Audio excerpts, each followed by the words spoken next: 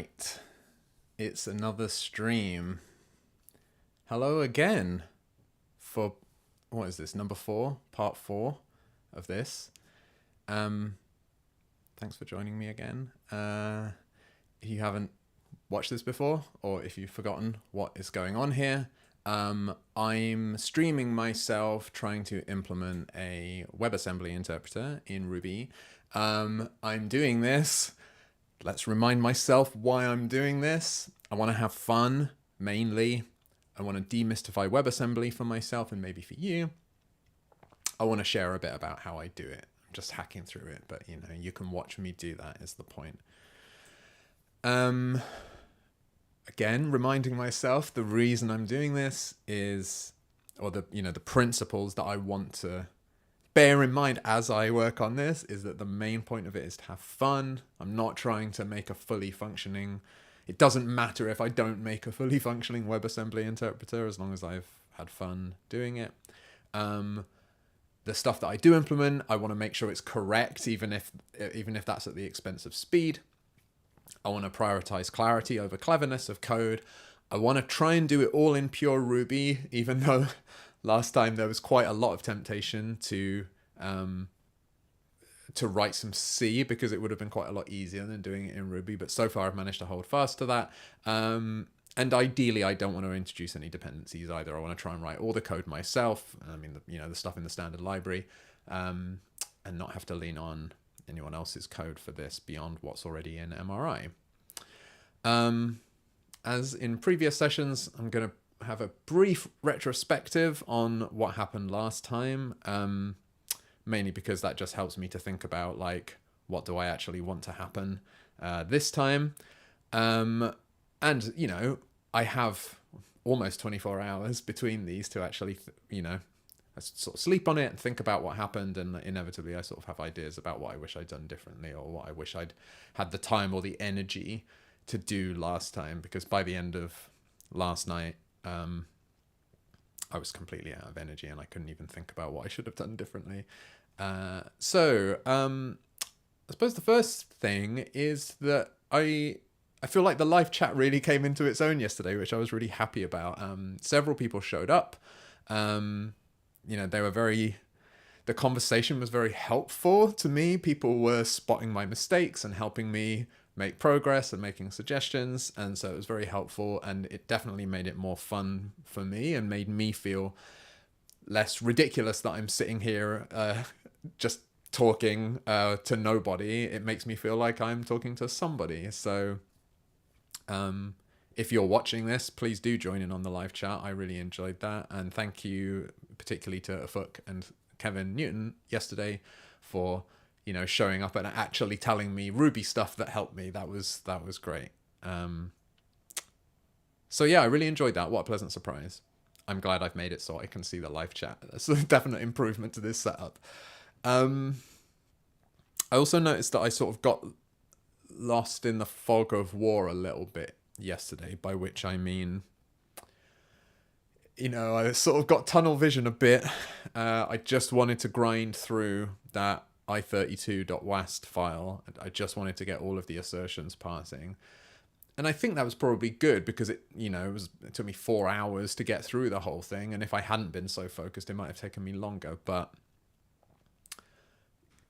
focusing on that, and also just the sort of general weirdness of this setup and being on a live stream and stuff and feeling slightly nervous about it sort of made me make some silly mistakes. I got the Ruby version wrong. I was sort of forgetting how methods in the enumerable module work and other things like that. So I think I was kind of, I would have benefited from possibly stepping back from that and sort of chilling out and not being quite so like, oh, I'm just going to grind through this. Although I don't know if that was wrong because, like I say, I actually did get through that whole file and that felt really good at the end. But I mean, more seriously, I think the actual problem was that I was sort of, because of that tunnel vision and because of just hacking my way through it, I was sort of not lost sight of how much of a mess I was making, and ultimately there did end up being a lot of mess. Like, looking back through that code earlier today, I realized that the clarity is really starting to suffer now because of the because of the mess I've made of it. So now that I can breathe and relax, and that whole file works, and those tests are all passing, this feels like a good time to sort of maybe not relax, but sort of take a step back and sort of revisit some of that code I wrote and improve it a little bit. I mean, some things that bother me in particular about that code is that, like, firstly, there's a lot too much regular expression usage in that code, which I think is to say sort of any at all. Like, there's not really very much need for there to be regular expressions in it at the moment. And I'm using them in several places, and they're becoming increasingly difficult to read. And I think that something that started out as like, oh, this is neat, I could use a regular expression here, has now sort of mutated into like, oh, if I use regex last match, I can use that to pull out the capture groups from that regular expression. And if I use them all over the place in several of these pattern matches, then it'll make things slightly more concise. But I think the concision is acting against legibility. It's made the code too hard to read at a glance. So I think I want to try and do something to clean that up. Because, like I said, one of the principles here is that I want to try and prioritize clarity, even if that means that I'm, not doing the cleverest thing or even the most concise thing. There's also too much sort of recursive evaluation going on in the code. Like, all of the, most of those operations I implemented last time were binary operations, and they all need to, they've got like a left-hand side and a right-hand side, and they all need to recursively evaluate their left-hand side and their right-hand side. But almost everywhere that's done in line with all the other stuff that operation is doing, and that sort of commingling of those two concerns really obscures what the code is actually doing in each case. So I think I would like to untangle that a little bit today. And I suppose that feeds into this idea that, like, there's too much meaningless difference in the code. Like, it's looking between, there's a lot of the cases that are implementing the integer operations are very similar to each other, or they're doing similar things, but there are differences all over the place as well, and it's sort of hard to spot which bits are different for an important reason versus an arbitrary reason. So if I get time, I would like to at least factor out the bits that are the same. So where there is conceptual commonality between all those different things, I would like at least to be able to have the concepts be separate in each case, so that when you're comparing, well, how does add work, how does subtract work, or whatever, you can see that this is an idea that Sandi Metz has popularized, right? That you sort of try and make more of it the same so that the differences stand out more. I would like to do that. So just so that it's easier to see at a glance what's varying in the code. And then, of course, optionally, once I've done that, I might want to extract, if there's a lot of duplication there, I might want to extract that duplication and sort of centralize it somewhere, but not necessarily. Like, duplication isn't bad per se, especially in a project like this where I don't really know where it's going or how it's going to work in the end. I don't mind quite a lot of duplication. But then again, if I can eliminate it at no cost, then maybe that would be a good thing. Anyway, that's the end of the talking. Well, it's not, of course. It's the end of that part of the talking. Now we get onto the talking while typing. So where did we get to? I think we had something that could run i32.wast. Yeah.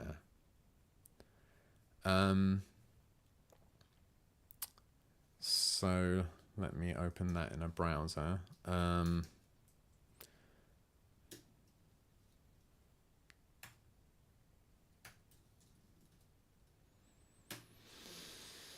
All right, so this is what we were evaluating.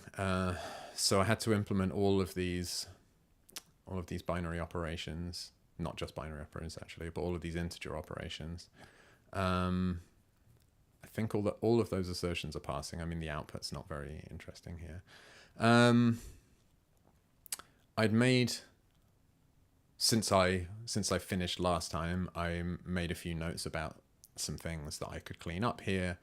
Yeah, some of this is just repeating what I just said in the intro there, like separating out the recursive evaluation. Oh yeah, maybe there's some helpers I could extract. Maybe there are some other places where I could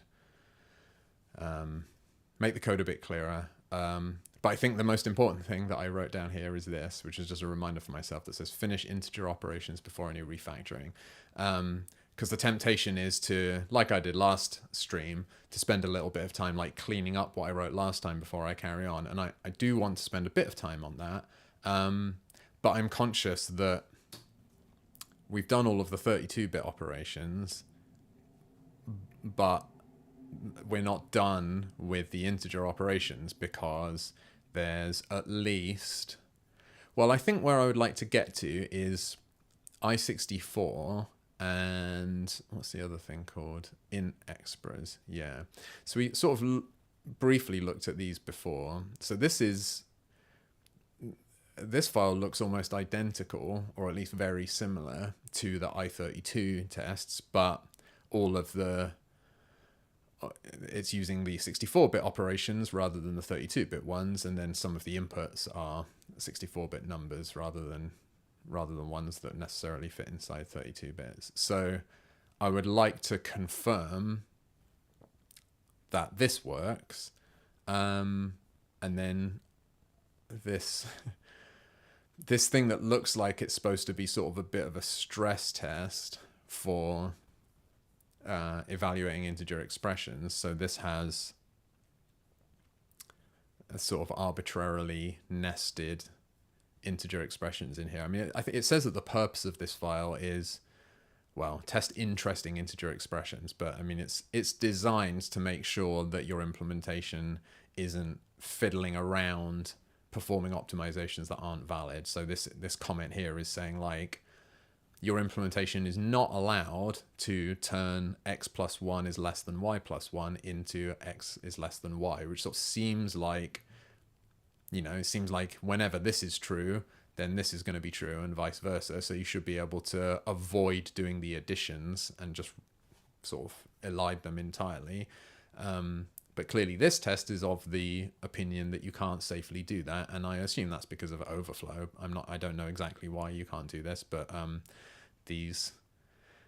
assume it is because of overflow, because these numbers are suspiciously large and look like they're trying to provoke an overflow. So, but of course I'm nowhere near worrying about optimizations right now. So it would be really nice if I could just, if everything in this just passed. So let's start by, what I want to do is start by getting I64 and IntExprs working. And maybe that is just running them, but maybe not.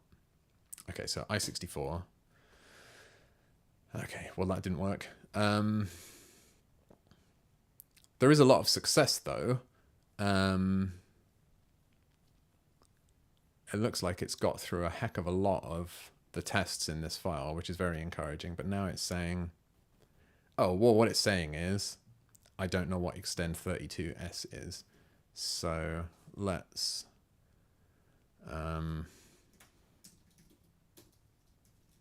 where was I implementing extend?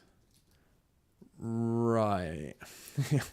Okay, so yeah, this is one of my sort of probably a little bit unnecessary regular expressions, but the reason I put this in here was so that it was easy for me to have multiple different extend _s instructions. So hopefully,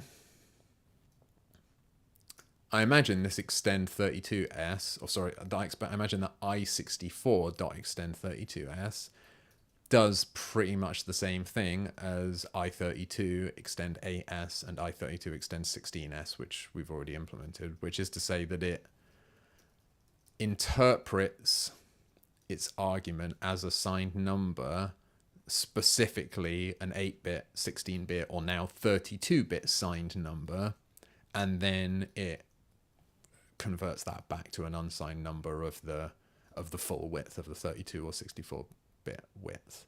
So it seems like a fair assumption that that is just going to do the same thing. So let's see what happens. Great. Okay, amazing.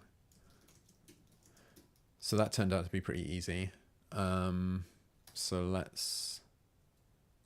I can't remember how I worded all this.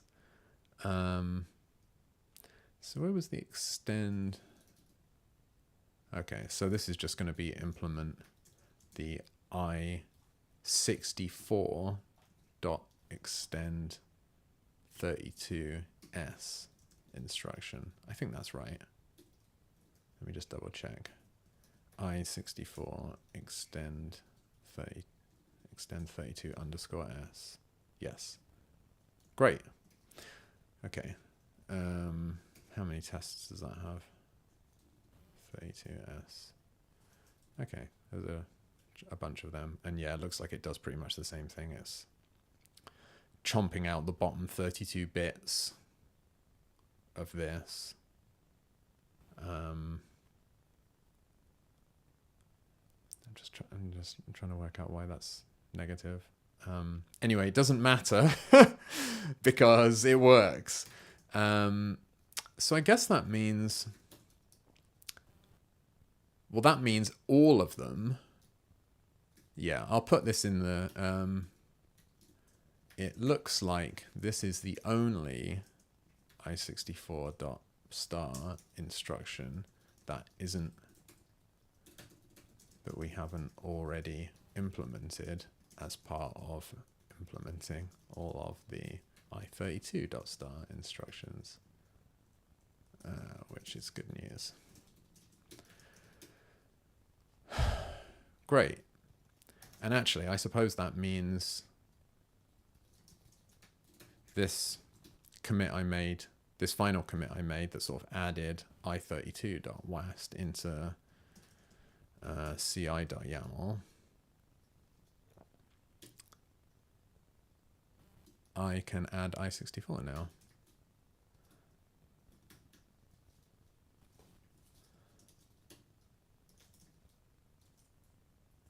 And that was add i64.wast to ci tests. Oops. So let's push that and see it work. Just so that I'm confident that I've still got the right Ruby version and so on. Great. Okay, that looks good. It's gone green. I've got a green tick. Very satisfying. Okay, so this was a bit of a non-event really. I just had to add one alternative to a regular expression. Now there's just this int expres.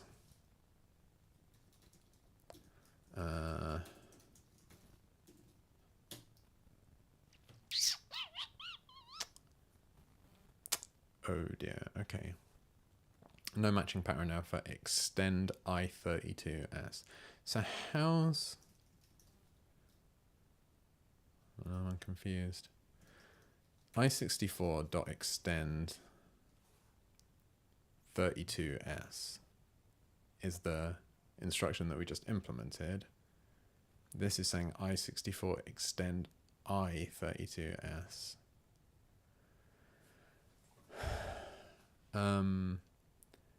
How is that different? Well, I guess looking at this, I can see that this one's got a U variant.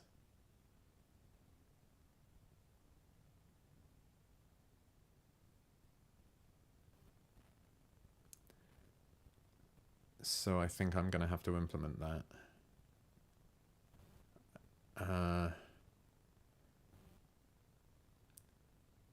I'm just thinking if and how this could be different. I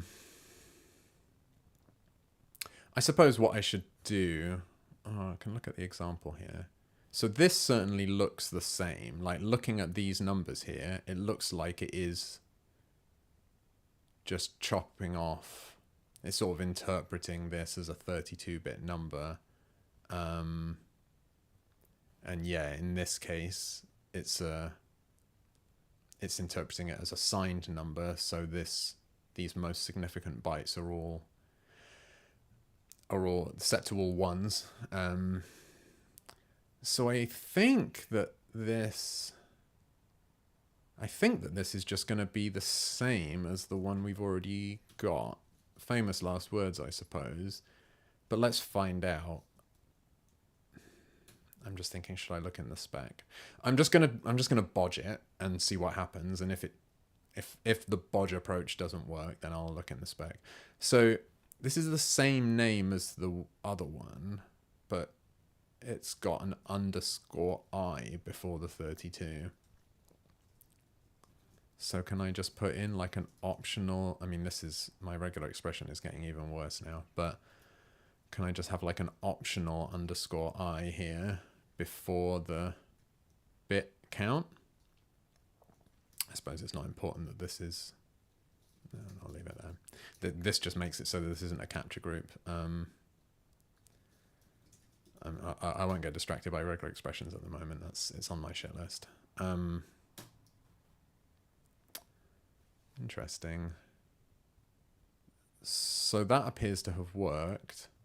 But now this I32 wrap I64 is causing a problem. Right, and this was the thing that just masks. I think we implemented this last time. Wrap. Oh no, we didn't.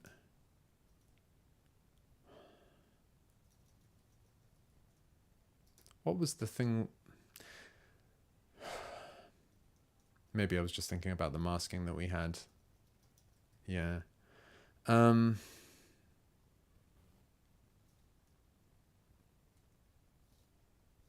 Okay. Well.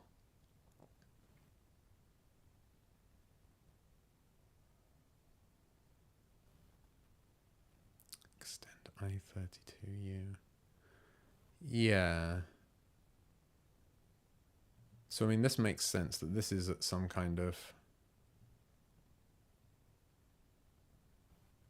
Oh, it's this one that we're executing, isn't it? I30 wrap I64. So we don't have anything like that yet. I think maybe it was... Did we see it in the spec? It definitely rings a bell.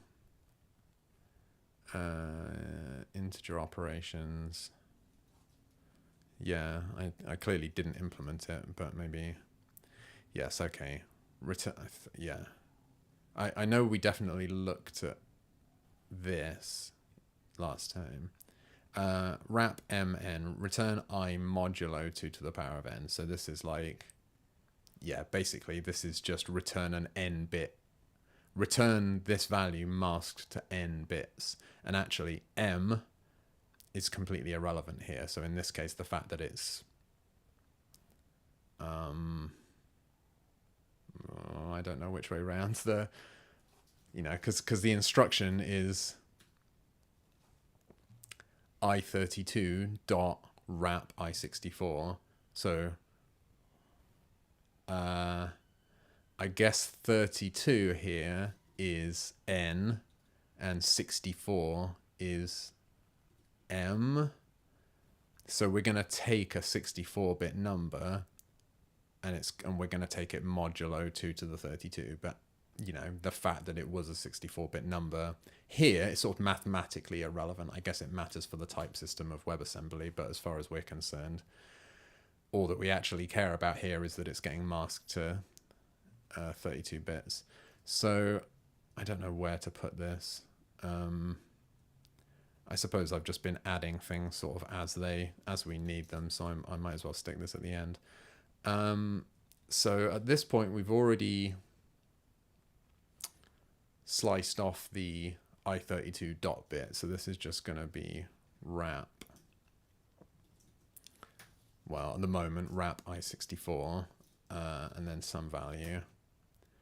And then I think because the result of anything that we evaluate inside this case expression is going to be masked down to the appropriate number of bits, which in this case is going to be 32 bits, which is what this instruction does anyway, or which is what this instruction is supposed to do, then I don't think we need to do anything in here. I think we just need to evaluate that value, and then it will sort of automatically get masked on its way out of evaluate.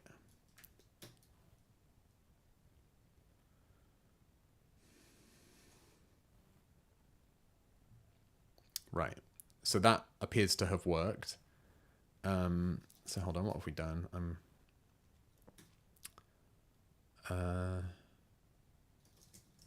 Let's do some commits.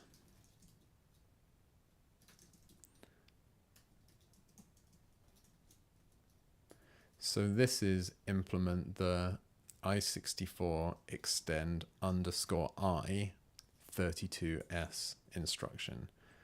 And I suppose this is an opportunity for me to say,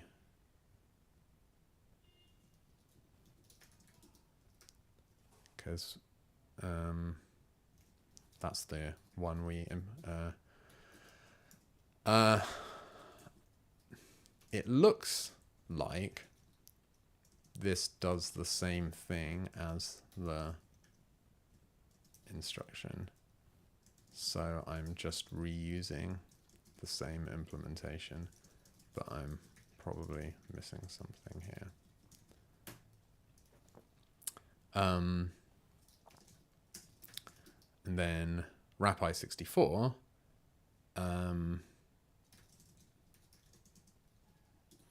so this is the i32 dot wrap i64 instruction, and I'll just say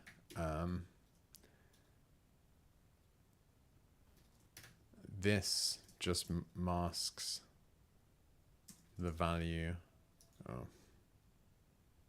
This just masks its argument to be 32 bits wide, which we're already doing for all values produced by this part of evaluate.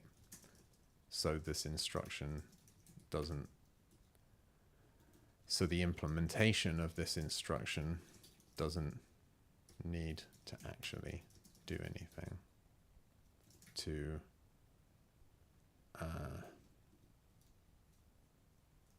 apart from evaluate its argument, I suppose. Right, okay. So what did I need to implement? I've already forgotten. Oh, extend i32u. So I assume this is the unsigned version of this.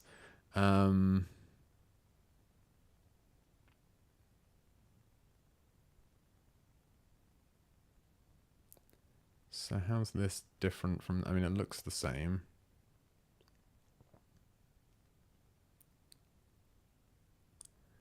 Uh, 4, 5, 6, 7. I think this is literally the same result as the previous one. So I mean, these instructions, these extend instructions, didn't show up in i64.wast, so I haven't really got proper tests for these. Is there anything about extend in here? Extend. Oh yeah, I know that there is. So there's this iExtend, return extend s. Okay. So this extend underscore s, is there a corresponding underscore u? I don't, to be honest, I don't really know how to read this, and the fact that it's all written in flipping MathJax makes it, you can probably see that my browser search just isn't working properly, so that makes everything a bit more difficult than it needs to be. So this is probably the closest that we've got to, without digging into this text format, because well, let me just show you briefly. When we looked at this last time, it wasn't super helpful because once all the MathJax is loaded, so I'm sure that in here,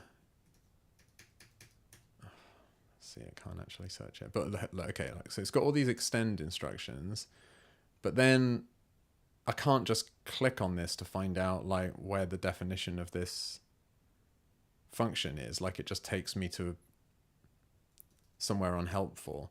So that documentation doesn't really, at least it doesn't through hypertext, tell you how different pieces of syntax map onto different semantic functions that are defined here in this sort of execution part of the specification. So I'm just sort of stumbling around in the dark a little bit, but I'm just assuming that this extend u here is, it's suggestively named.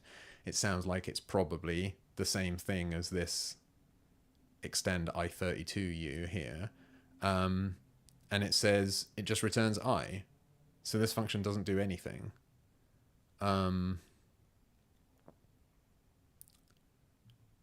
So that seems like it should be pretty easy to implement. I wonder whether I should... I think I'm going to put this one next to the other extend. So it's extend i32u. I didn't have any other extends, did I? No. Okay. So again, this is just going to be evaluate value locals, because as far as I can tell, that's all that we need to do. Okay. So at the very least, I can link to this. Oh, I won't make this mistake again. This.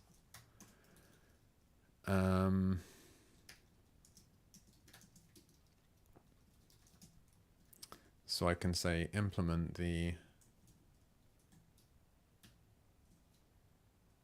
i64.extend i32u instruction.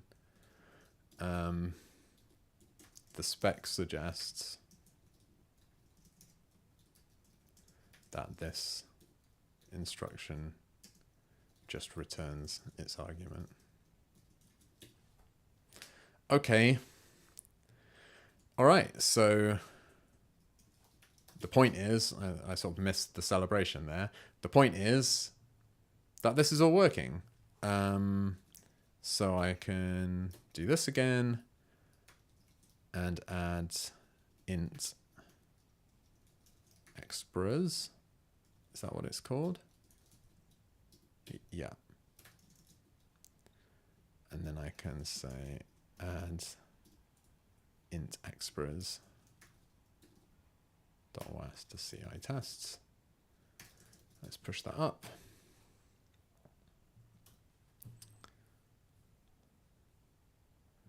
Just watch this pass, because this is our reward.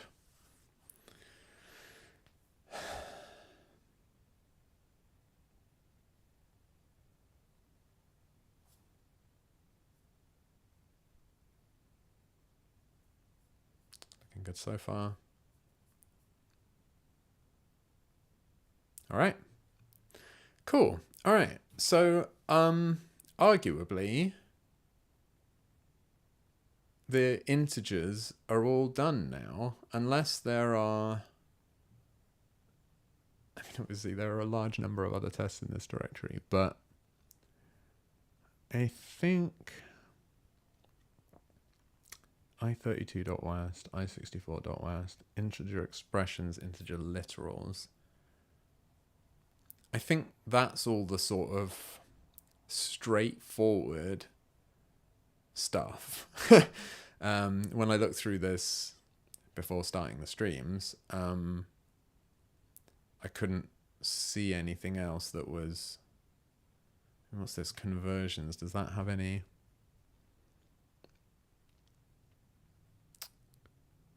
So, I mean, this does have a couple of things that we should be able to implement, but it very quickly gets into, I think these are I32 and I64 instructions. Maybe I should be thinking about this, but it does get into float instructions, these F32, F64. So maybe it would be, and even these instructions are for dealing with floats. So this file, it feels like we're not ready to tackle this file yet because we haven't got any implementation of floats. Whereas just to parse this file, we have to be able to deal with, well, not parse it actually, because these just get stored as strings. But, you know, there are loads of numbers in this file that we don't even know how to handle yet. So that feels a little bit premature. But, okay, well, in that case, I'm gonna take the opportunity to take a breath at this point before I get stuck into, well, I think what the next thing to look at is going to be looking at the floats. So I had int literals, and there's also this float literals, and it's a little bit worrying that there's more stuff here. Float memory, float misc. There are 3 F32 files, 3 F64 files, so this is already looking quite a lot more intimidating. But just looking at float literals, so this is saying test the parsing of floating point literals. So I guess this is the equivalent of the int literals. Let me close out these. There's too many tabs. More than one. You know, this was just checking that we could correctly interpret bad dude in hex or cabbage baggage in hex, and get the right decimal number out the other end. So this looks like it's a similar kind of thing, although slightly annoyingly it's launched straight in with not a number of values, which is a little bit forbidding. They could have just started in with some, again, like always putting the difficult stuff first. Like, why couldn't we have just had some, I was going to say normal numbers, but that means something special, some ordinary numbers, and just to check that they work. But yeah, these are 64-bit floats. But yeah, it looks like it's sort of everything up here. Oh, this is interesting. So everything up here is notated as floats. So here there's like 0.0 E0 and so on. And then, so the F32 dec.0. Where is that? Oh, well, that's not a very interesting one. But the point is, down here, these are all notated as just I32 consts. So that's interesting. Oh, I suppose these are all, okay, yeah, maybe it's not that interesting. There's this function here called I32 reinterpret F32. So I guess this is some kind of conversion function that can take a float and turn it into an integer. But in any case, that's how this looks like. That's how this test works, is that it whatever the definition of this is, I assume this is just interpret, you know, take the bit pattern of this floating point number and interpret it as an integer. It's checking that really what it's checking is that the underlying representation of each of these floating point numbers is correct. So this looks, I know I haven't gone through everything in this directory, but based on what I've seen in that directory, this looks like the most achievable right now. To implement this, we just have to implement floating point numbers. And if we're lucky, that means we just have to hook this stuff into Ruby's implementation of floating point numbers, because that's what we did with integers. We just hooked into Ruby integers and then mostly just piggybacked on the operations that were defined on Ruby's integers. And then a couple of cases like division and modulo, we had to sort of massage the results ourselves or implement those operations ourselves, but mostly we just got to reuse them. If we're unlucky, we might need to implement floating point, IEEE 764 floating point. So fingers crossed we can just piggyback on Ruby, although I don't want to get too distracted by this, but just looking into the abyss at the moment, I can see some things that worry me a little bit. And I won't get into this now, but the things that worry me a bit are there are nans that have payloads, which I don't know if Ruby has got support for. And there's -0, which I don't think Ruby has support for. Oh no, it does. Okay, well, maybe that's fine then. I don't know why I'm worrying about -0. That's fine. Oh, does it have negative nan?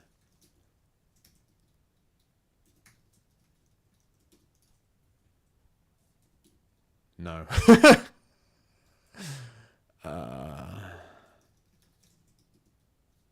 Okay, crap. All right. Okay, so that has got -0. It hasn't got negative nan. I don't think it's got nans with payloads, which I'll explain all this if we end up coming to implement this today. But yes, this does give me the willies a little bit. But maybe this is a situation where we can mostly use Ruby's implementation, and then we just have to kind of enrich it with, here's the payload for the nan, or here's a sign bit, you know, a flag for the nan to say whether it's negative or whatever. So anyway, that's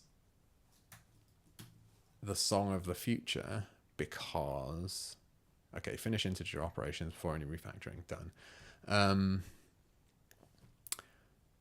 Because yeah, like I said, on account of the fog of war and everything, I wanted to sort of calm down and take a breath and try and look critically at this huge splurge of code that I've produced and figure out because doubtless to do the float stuff, I'm just going to have to add tons more of this, and I don't want it to just get completely out of control. So I'm going to look at some of my to-do list here and try and think about how I can improve the situation that we're in with this code.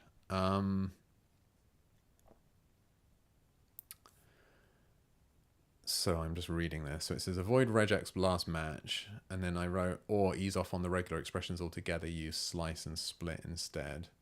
I think right at the beginning I was using slice to pull numbers out of instruction, to pull the 32 or the 64 or whatever out of a string that represented the instruction. I could just go back to doing that. I don't see that would be a problem. Extract parameters map block from interpret, so I don't have you block. Oh yeah, that's this. This block here has to have a block local. I think that's fairly low priority actually, because that's not so bad. But yeah, maybe I should just have a function I can call, so I don't need to. This syntax is a little bit strange. It's not. I would say that most Ruby programmers don't use this feature of Ruby, so it's a little bit weird. Oh, this would be fun. Yeah, I forgot about this. So yesterday, Ufuk told me about the square brackets method on integer, which I do dimly remember. Like, if you'd asked me whether this was defined, I think I would have said, oh yeah, it is. It does this. But I certainly hadn't remembered that it existed yesterday. So it was really useful that this allows you to pull out individual bits of a number. And then Ufuk suggested using take while to refactor count leading zeros and count trailing zeros. I think that would be quite fun, actually. I mean, that's a sort of a pretty local improvement, but I think I've come around to the idea that this wouldn't be any worse in terms of comprehensibility than what we have right now.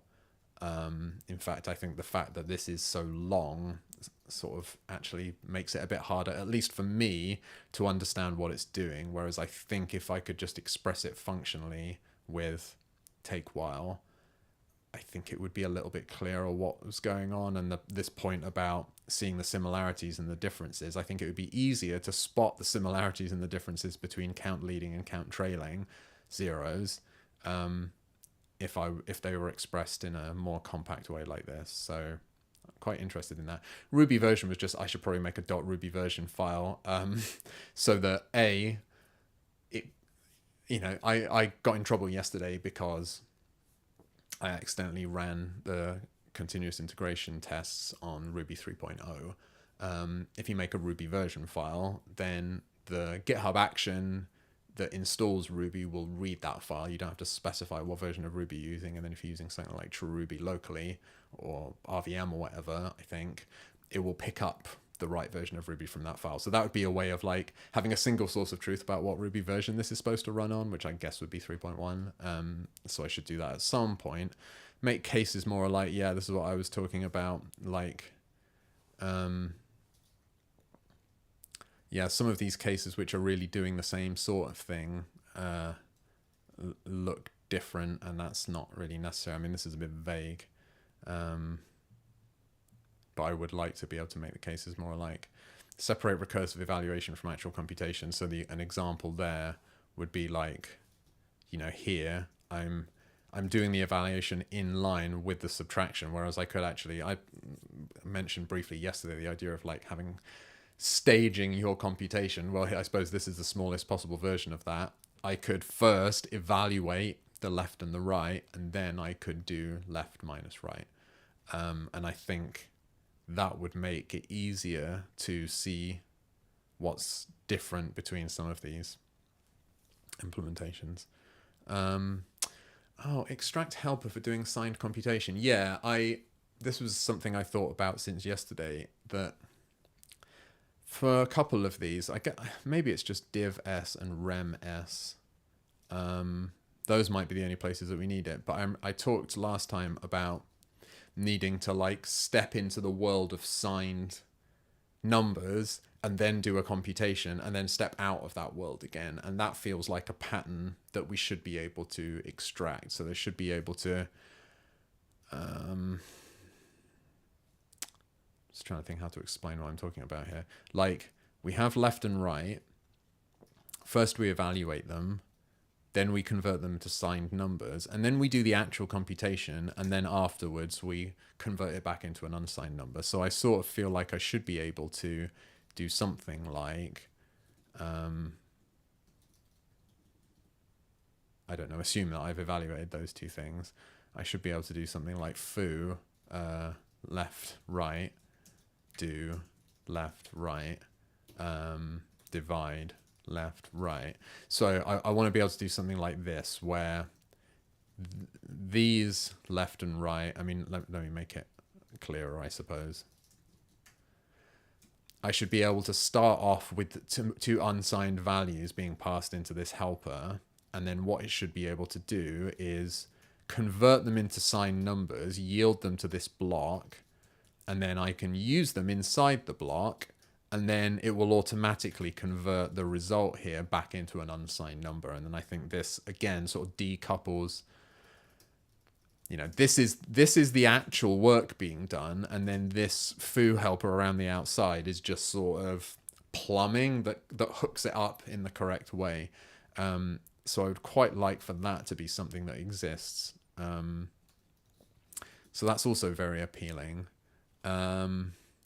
Just evaluate expected. Yeah, that's me thinking about why do we bother doing, because this work is essentially repeated. This work here that says if the instruction is i32 or i64.const, then pull out the number of bits from the bit before the dot, and then the argument here, expected, we're going to pass that into interpret integer. But this is all already implemented inside evaluate. Like, this basically the same regular expression here also pulls the bits out, and then if it's a const, it calls interpret integer. So we could just be passing this off to evaluate. The reason I didn't do that initially, and I did talk about it at the time, is it says assert return has an extended syntax for its expected value. So this is the thing where the thing you're comparing the result against can be, there's like a pattern syntax for matching certain kinds of floats, and yeah, particular kinds of not a number value. So we can't just evaluate the expected value as a normal WebAssembly expression, even if we want to. But I think maybe that was a little bit, I think it's sort of a bit of an overreach actually, because so far this hasn't been a problem. And if and when that does become a problem, I think I could catch it, right? So I could have a separate clause here that's like in assert return, invoke, oh, the argument is one of these NaN patterns. There could be a separate clause for it. And then this one could just be the everything else, where you can just get away with evaluating this expression. So, I'm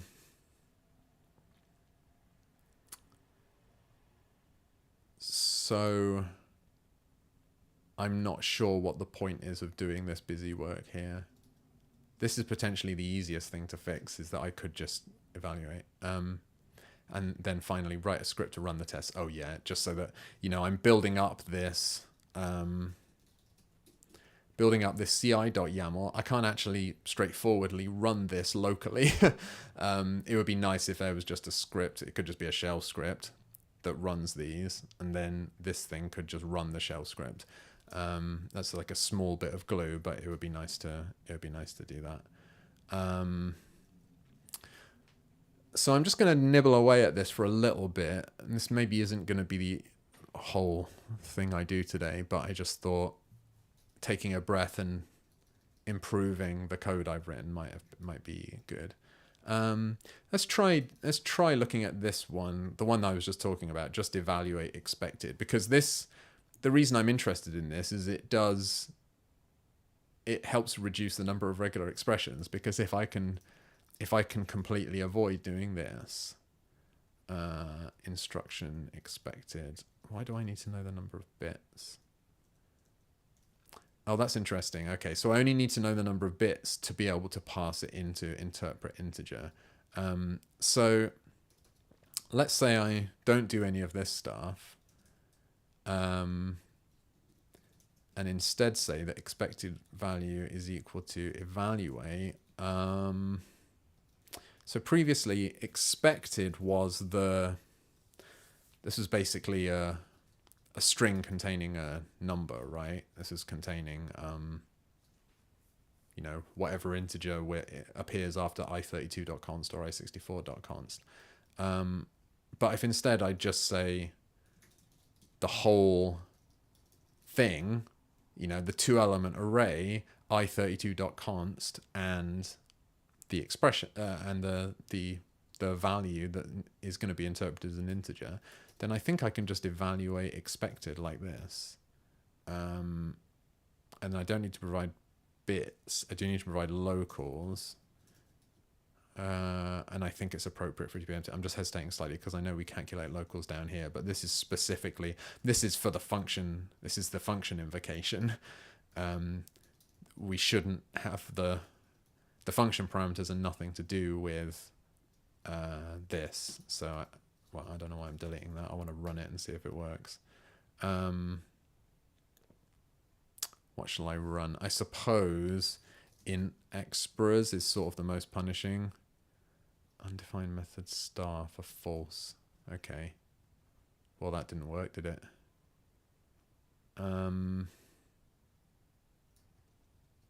Was expected used somewhere else?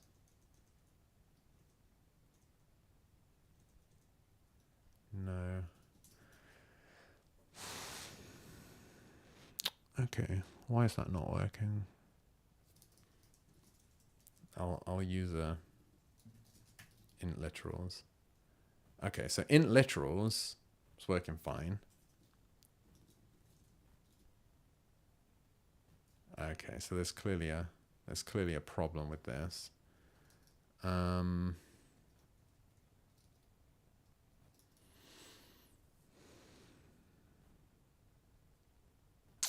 What might that be?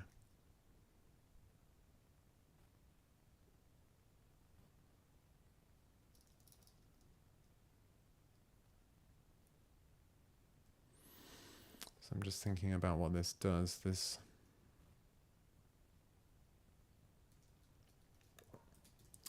That instruction isn't used anywhere, which is a bit weird that that was being captured in the first place, but it looks like that instruction is not used anywhere.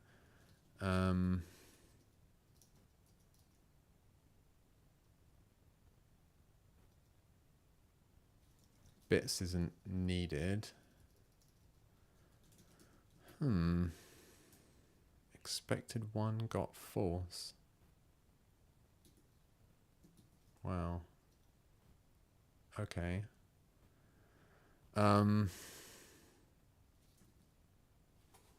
It's going to be a little bit difficult to tell. Well, I suppose I can just what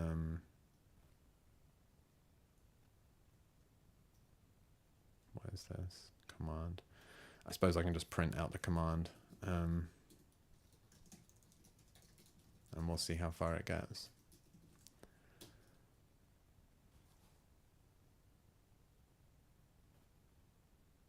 Assert, return, invoke, div as. Expected one got false.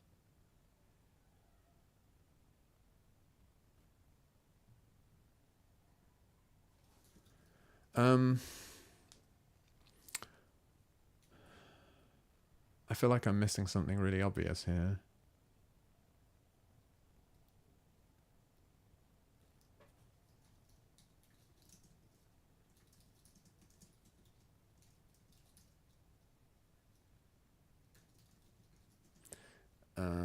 You know, let's see what happens.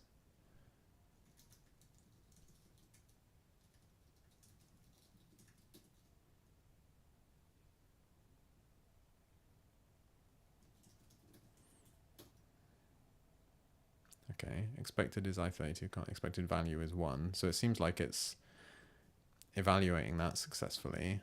Maybe invoke isn't working properly.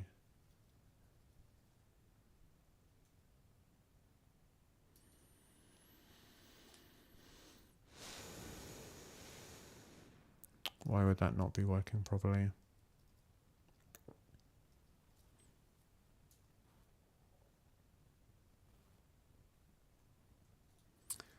Let's look at the locals. X is 1, Y is 1. That all looks correct.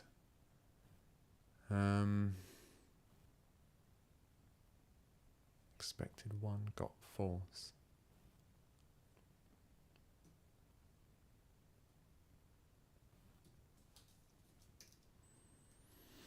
Wow. I'm sure this is something incredibly obvious that I'm missing, but I'm missing it.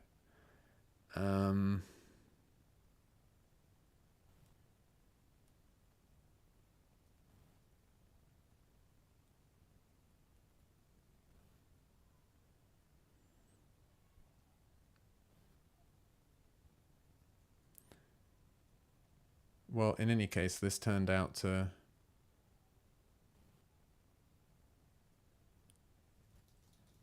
not be as simple as I thought it would be.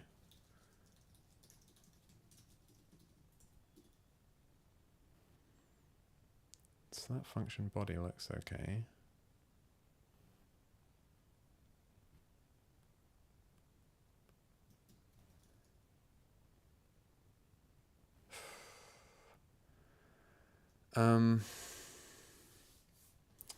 Okay, well, this isn't very good. This isn't very good content. I'm going to back out of this for the moment, just because I'm worried that I've done something really stupid.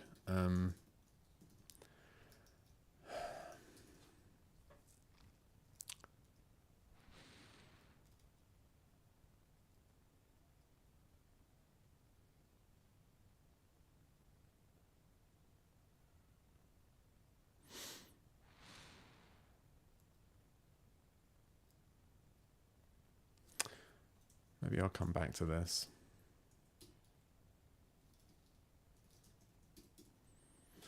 Okay. I mean, I'm not completely giving up on that, but I think what I am gonna do is see if I can do something else, and then come back to this and try and figure out what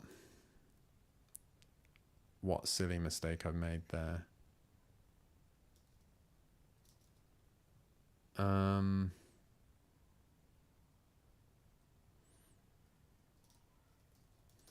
So what else could I do? Ease off the regular expression. So why don't I try doing that here instead? I'll do that. That's like an incremental improvement. So I think what I mean by that is basically stop doing this.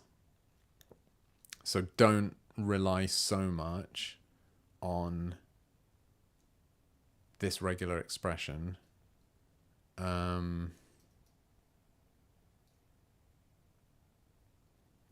So I think at the very least that means that I can, well, if I wasn't using the capture groups here. Oh, in fact, if I wasn't using the capture groups, there's only two of these, so I could just say i32.const or i64.const. I actually don't need a regular expression at all here, so that's really much better. And then here I just say bits equals instruction dot slice, and then yeah, okay, I do have to write a regular expression here, but I think that's much more contained. Does that work?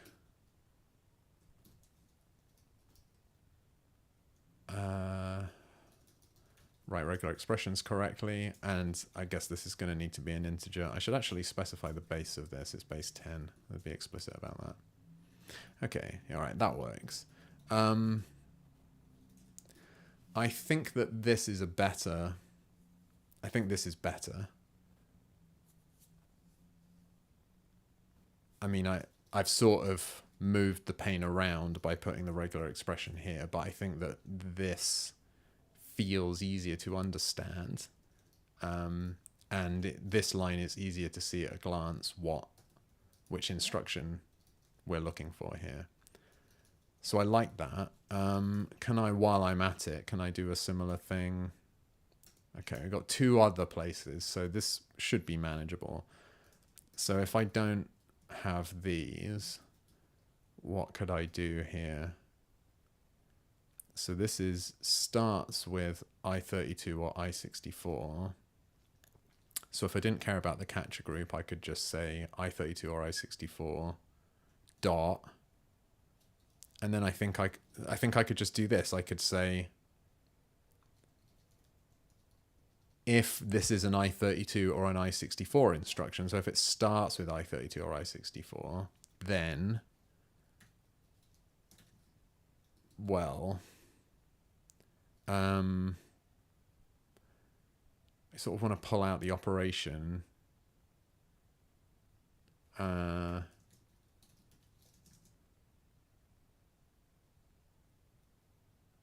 Oh, this would be, we would hold on to this and say that's the instruction, and then we would say instruction dot split on dot. So that would get, I've already got the operation. It's just the bit of this that comes after the dot. That's easy enough. Now the number of bits is the bit before the dot. I've got to pull out the number from it. So call this type, and then bits equals type slice digits to integer 10.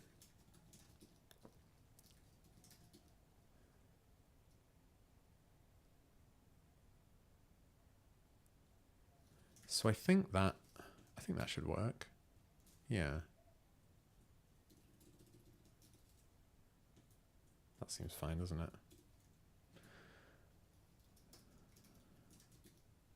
And finally, oh, this is the extend thing.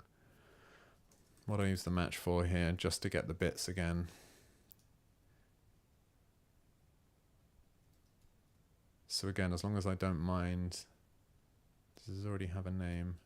Oh yeah, okay, so that's the operation. So we've already got that.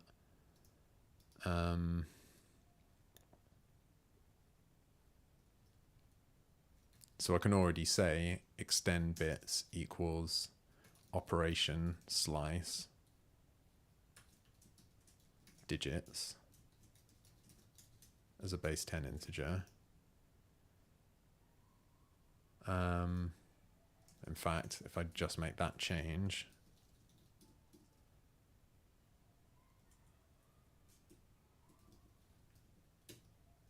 yeah, that all seems okay. So I'm not actually using this match anymore, so I can just get rid of that.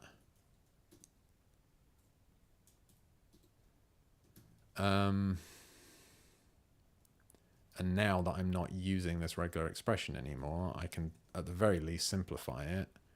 Yeah, I guess I'll stop being fussy about this.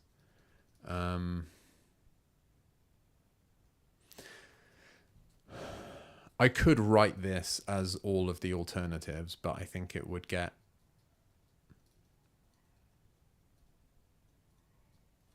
Yeah, there are 4 alternatives here. So maybe it's better to just leave it as a regular expression, but then not actually use it. I'm not trying to get hold of the match data for this. I'm just using it to send me down here where I'm gonna pull those digits out of the operation directly. So I think I'm just gonna make that a single change because it's essentially the same idea 3 times. Right, so there's no more regex match. I'm still using a regular expression here to get us down to the right branch, and here as well, I guess. But they're much more legible than previously, and here I can sort of lose it entirely. So I feel okay about that. Let's say use string slice instead of getting match data with regex last match.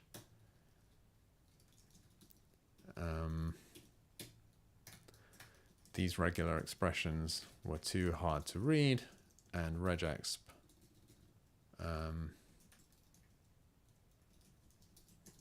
is gross, so it's better to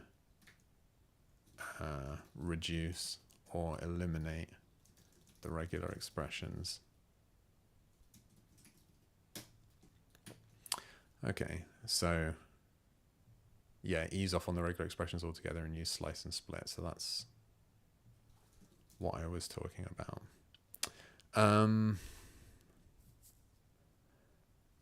Let's think about the count leading zeros and count trailing zeros refactoring. Because, yeah, what Afuk pointed out is that if you've got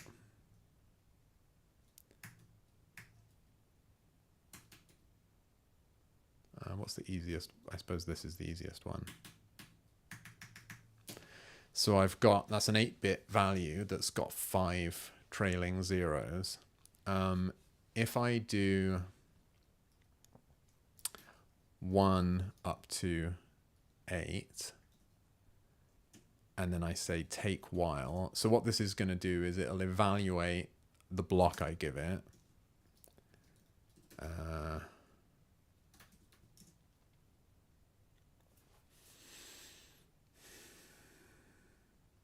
Maybe I can call this bits. So it's going to take 1 bit. Well, what I'm going to do is I'm going to slice out 1 bit, then 2 bits, then 3 bits. Maybe the easiest way to show this is if I map this. So this number 1, 2, 3, 4, 5, and I'm going to slice out, starting at bit 0, I'm going to slice out that many bits.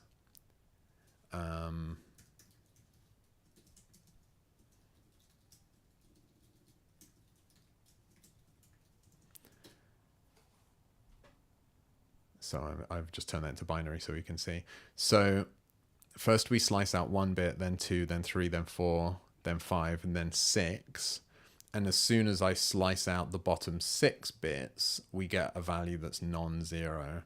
So if what I do inside the block here is just ask if this is non-zero,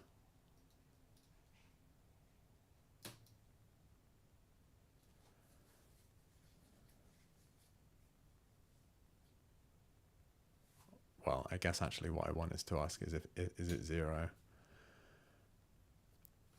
So if I take the first, the second, the third, the fourth, or the fifth, if I take 1, 2, 3, 4, or 5 bits off the end of this, then the number I get is 0. If I take any more than that, I get a non-zero number. And what take while will do is it'll take numbers from this collection of 1 up to 8,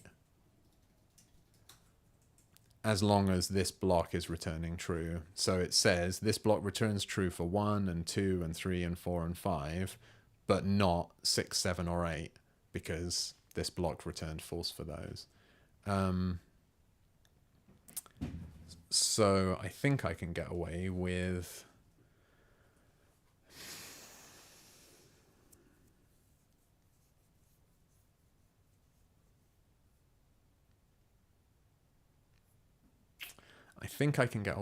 just taking the last,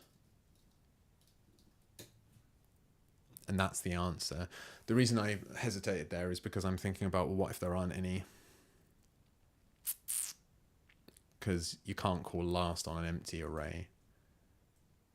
You know, if this number was actually 0, sorry. If there aren't any trailing zeros, then this is not going to work. Nil is not the right answer. Oh, but I could start from 0. If I start from 0,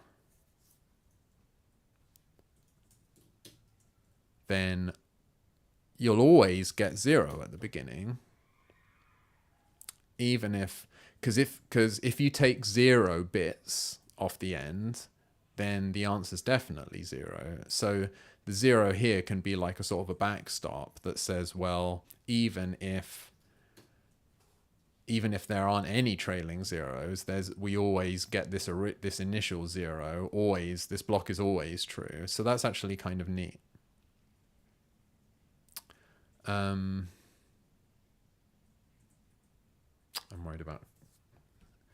conscious about the fact that I previously caused a problem by having I'm worried about bits clashing with the existing local variable called bits, but maybe that's fine. Let's try it and see what happens. So I'm just going to copy this. So instead of all of this, we would say 0 up to, so it's 8 bits. Yeah, see, this is why I'm concerned. Oh, this here is value. Yeah, I actually don't even really like this. Like means something different. I'm going to call this count.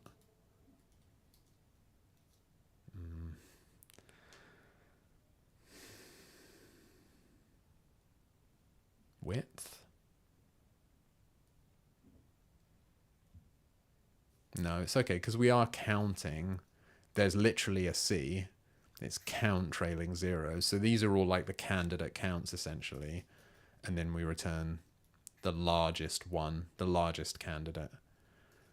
So does this work?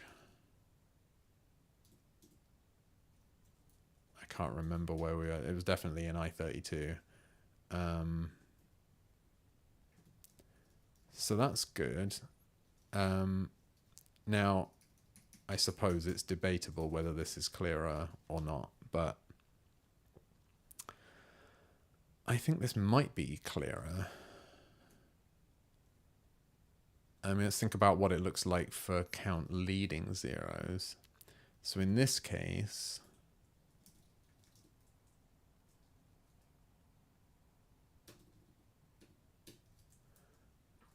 so previously I was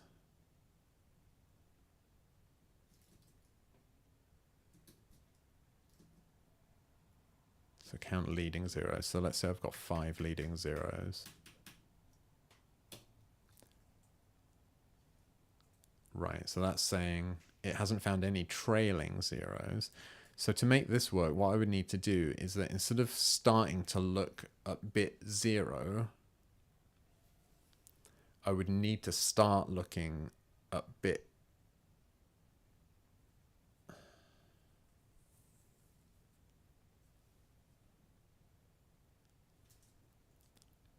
the 0 is freaking me out. So let's just say, right, 1 up to 8. So we're going to start by looking at 8 minus bits. We call this count. So initially it will be 1. So we'll be looking at bit number 1. Sorry, bit number 7. And we're looking at 1 bit. And then we'll start looking at bit number 6, and we're looking at 2. And then bit number 5, and we're looking at 3. So that sounds correct. Count. Right. And I suppose if I put this here, I should just get 1, 2. Yeah. All right. Well, that's almost the same. It's just that we're sort of counting down rather than counting up. Oh, and do I get the same thing where if I put 0 in, then if there is 0, yes. Okay. Well, that's exactly what I want. So it's bits minus count.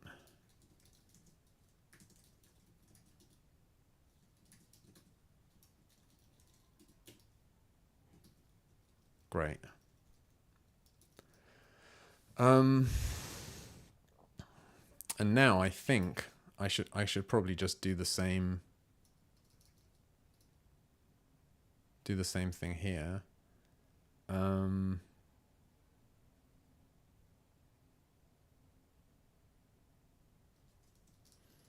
But it's not take while in this case. It's 0 up to bits minus 1 count.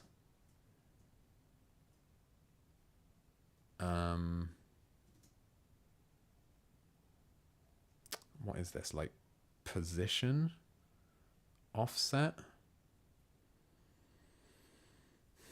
What I want to say is check out all of the, yeah, say I did position down here, count the ones where value position is non-zero. Yeah.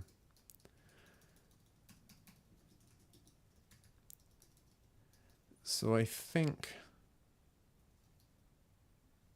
I mean, it would be fine if this was bits, but it doesn't, it can stop at bits minus 1.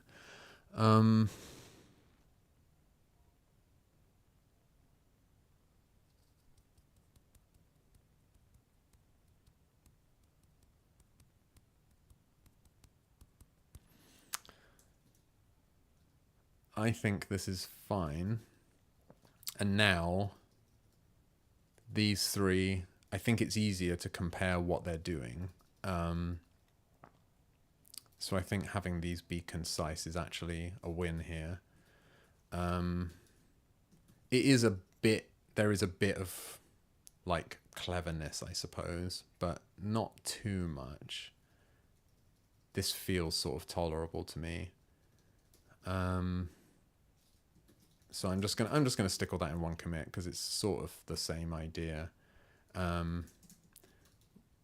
Write shorter implementations of what is it? CT leading 0, trailing 0, and population count. these make use of enumerable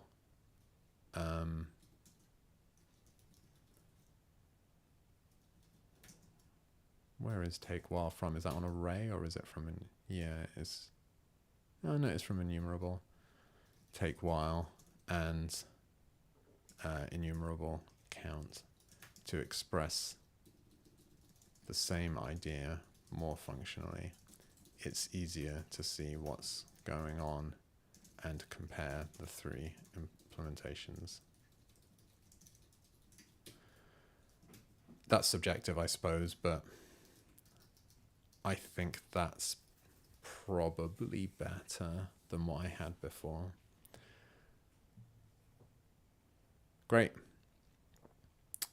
I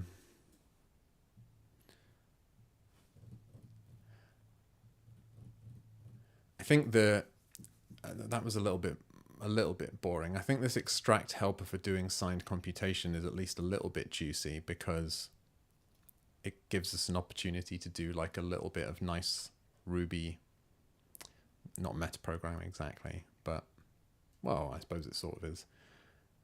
But it's more just a nice bit of, you know, using Ruby's language features to make the code clearer. So, like I said, I kind of did a straw man here before. I think what I want to try and do, I called it foo before. Let's call it with signed. I want to be able to pass in left, right, do, and I'll just let these block arguments shadow that left and right. That's fine. Divide, signed left. Oh no, divide left, right. Like that's what I want to be able to do with signed left, right, do, divide left, right. I think I guess I need to pre-evaluate these.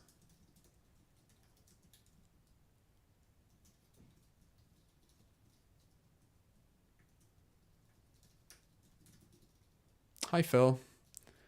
If you have any Ruby ideas, then please just shout. But thank you for tuning in. I'll just do that. I'll just do this.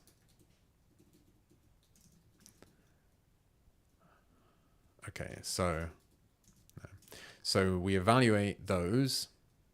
So we get the recursive evaluation done, and then do this. I want to sort of step into this world of signed computation with this helper that I haven't written yet, that takes two arguments and then yields them to the block and then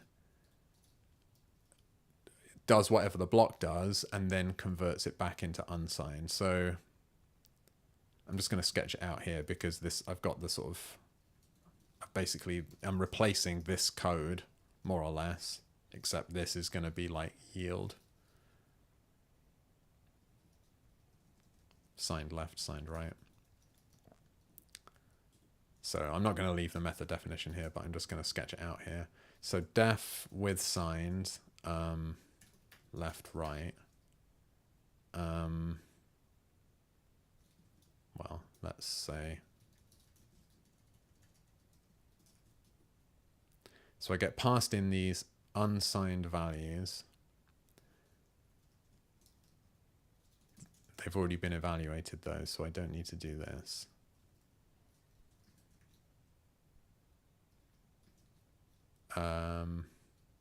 Like this is just unsigned left. And this is just unsigned right. So once I've converted those two, then I can say, as I've said here, signed result equals yield, signed left, signed right. And then the result of this whole thing is going to be convert it back to unsigned. Oh, I can see, I should have noticed this sooner. This is actually going to need to know how many bits wide these numbers are. So this here, this was a fantasy. I have to tell it how many bits. So I think that's essentially what I've done is taken the original code and just pulled out this line, I suppose, so that it can be plugged in with yield. I'm looking for somewhere to paste that in. I guess this will do. Well, crucially, does that work? Yes, it appears to. That's cool. Okay. All right, so can I do the same? Like, the whole reason to do this in the first place is to be able to sort of clarify what's different about this code. And I think the only thing that's different here is that this is modulo instead of divide. So if I'm lucky, I should be able to just do that. Yes. Great.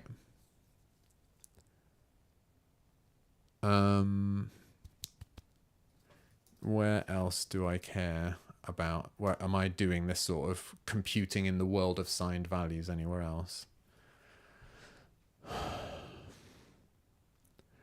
Oh, that's interesting.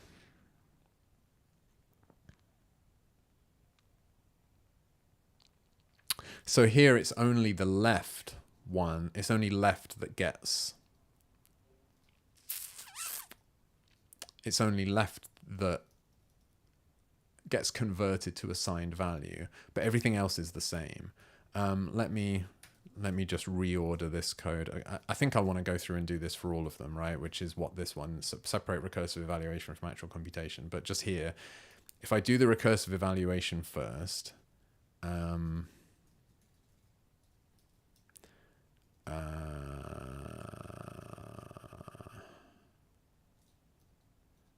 on, what was this? Oh, this is just right modulo bits. Okay. Does that still work? Yes, I haven't broken anything.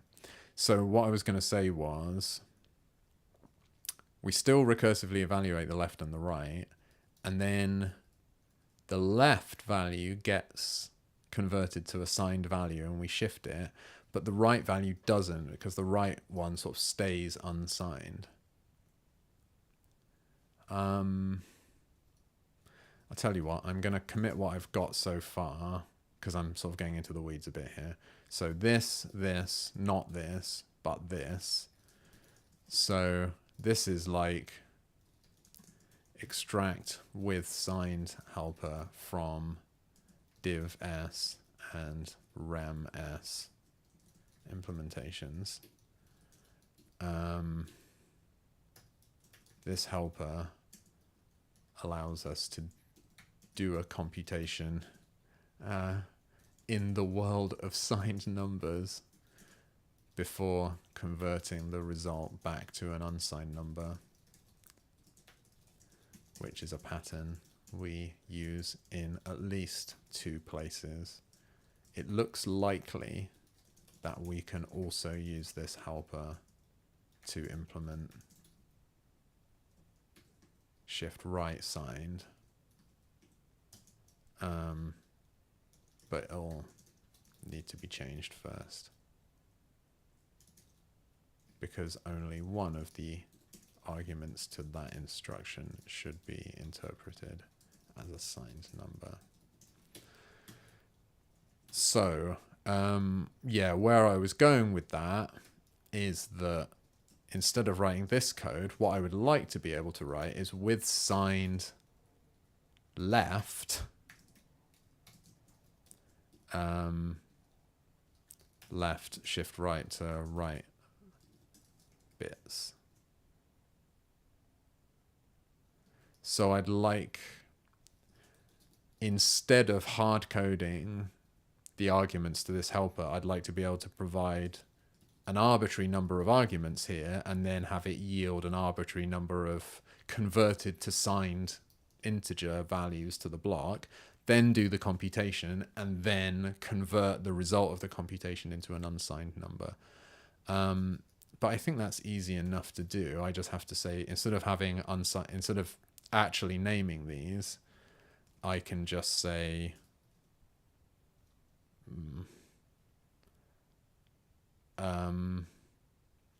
let's say unsigned values, unsigned integers. I can say signed integers equals unsigned integers map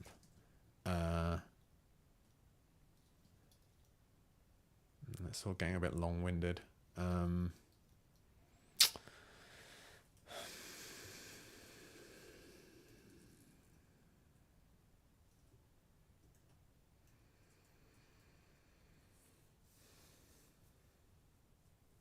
Maybe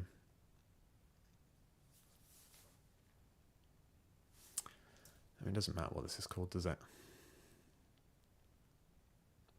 I mean, if this was a splat, I would just call it args. So why don't I call this unsigned args? And then this can be signed args, and then at least it's not so long that I can't fit it on a single line. So this can be arg, signed arg at the appropriate bit width. So that's instead of this, I'm sort of doing a map over an arbitrary number of these things. And then when I yield, I'm just yielding all of the signed args, I think.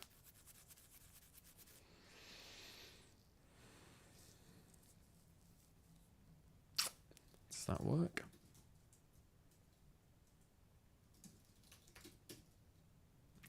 No, because I have forgotten how to do a Ruby. I've just lost a parenthesis somewhere, I think.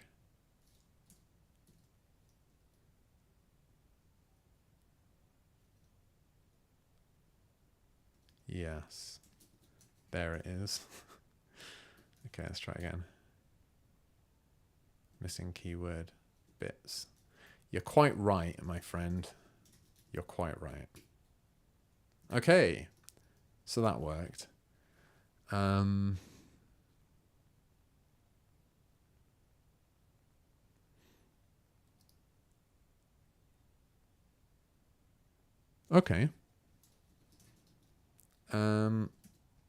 I think I can commit that. Is this nicer without the? Is that nicer? Yes.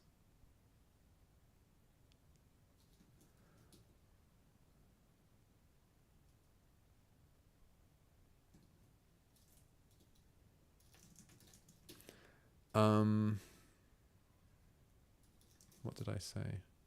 Oh yeah, okay. Use with signed helper in implementation. To do this, I needed to generalize the helper to make it take an arbitrary number of arguments and yield their signed equivalents to the block. All right. Were there any more signed? Oh, I just did those.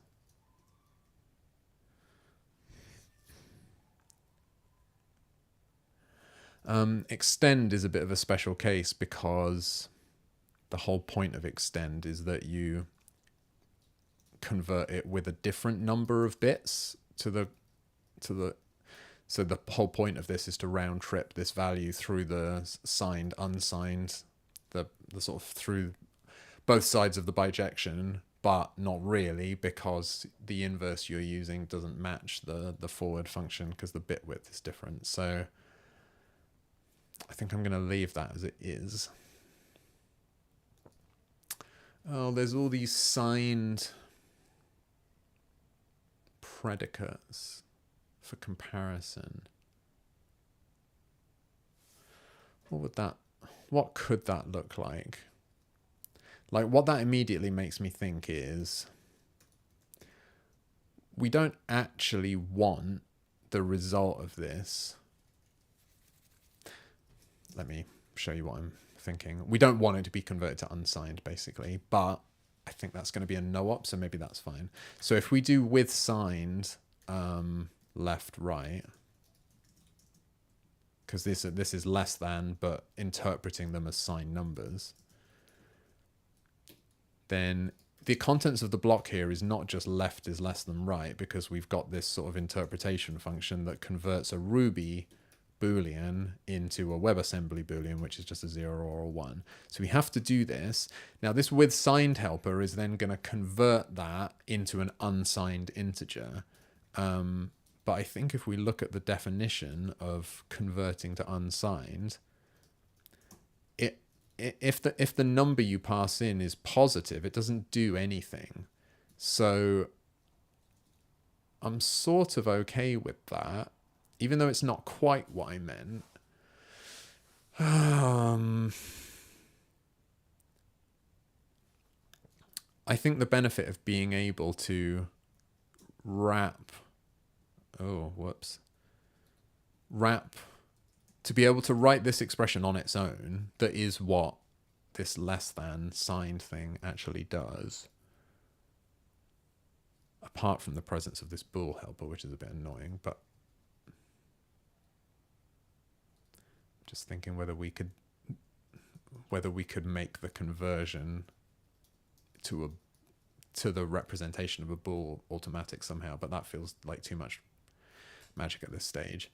In any case, what I was saying was I think this is easier to understand what this LTS is doing. It's like with signed left and right, see if left is less than right and turn that into a Boolean. Whereas I think this line of code has got all kinds of guff going on in it. It's got the bits being mentioned, it's got the evaluation, and it's got the conversion to signed in line. So I think this is probably better, assuming that it works. Missing keyword bits. Why do I not remember that you need to know how many bits it is?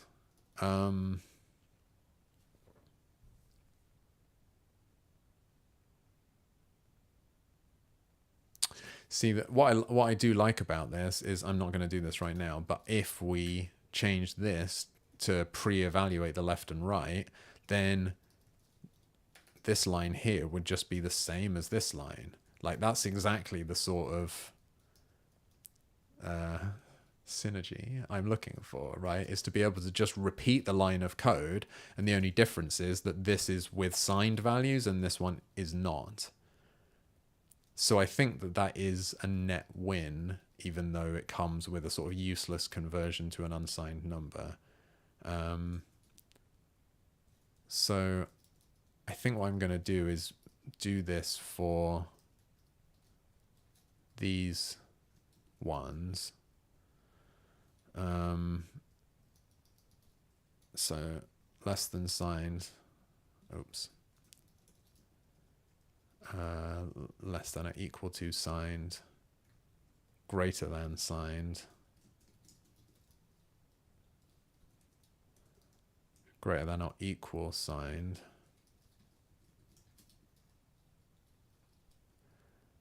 oh, that was it. It's just those four. Okay, that wasn't too bad.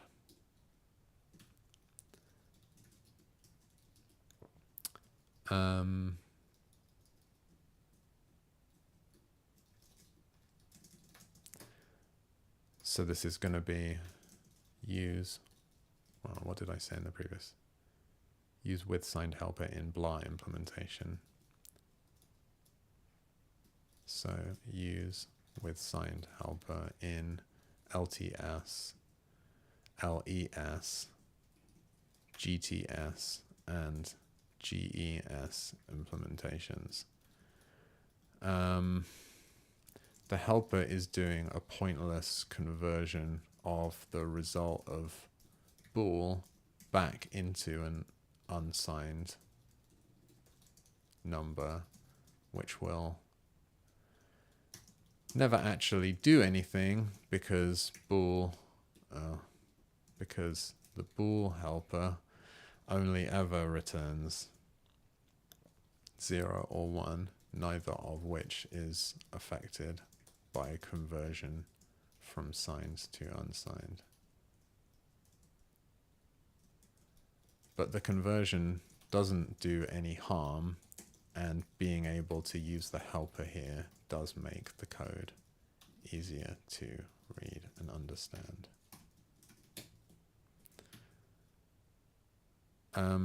So I think that's the end of extract helper for doing signed computation. But I'm now very tempted to go through and do this separate recursive evaluation from actual computation because of the thing I just pointed out there, that if I already have left and right pre-evaluated here, then I can just copy this line. Similarly here, this implementation just becomes this line. Here it just becomes this one. And here it just becomes this one.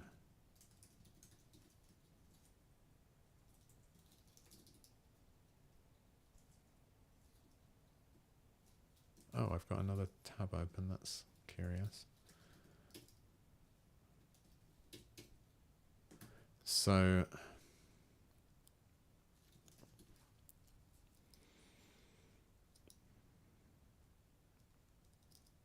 I might as well just go through and do all this in one go. They're all going to need this.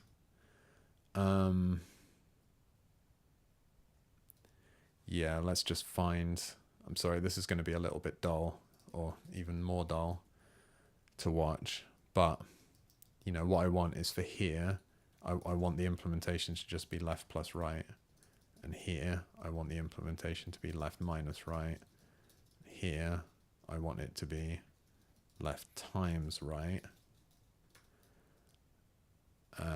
There it already is. We've just touched that one. But div u we haven't. This is another case where we can just, let me just run the test to make sure this isn't going off the rails. Yeah. Rem s already done. Rem u is another one of these cases where we can make it the same implementation modulo that block wrapped around it. This is left and right. This is left or right.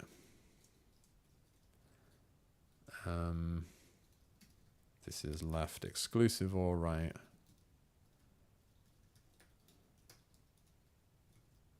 This is shifting. So this is left shifted right modulo bits. That's right, right? Yeah. Shift right signed we've already done. Shift left signed. Oh, sorry, shift right unsigned. We can, by definition, just copy that.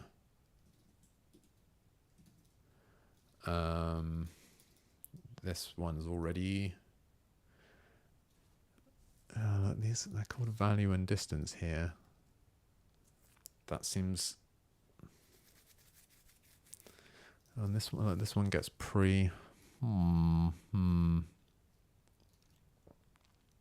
Okay, I'm going to come back to this because I kind of fancy making a decision about whether the modulo bits get sort of pre-computed or not, because it's actually kind of nice that it's not being done in line here. So maybe I'll do the same thing up there in a minute. So these are all doing these are the ones we've touched recently. They all get the evaluation done first.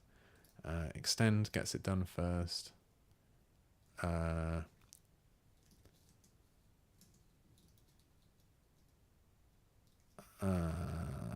Like this, and then this is just value 0. And then we're back to our old friends left and right.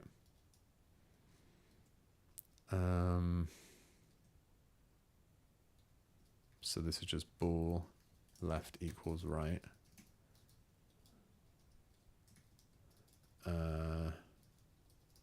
This is bool, left does not equal right.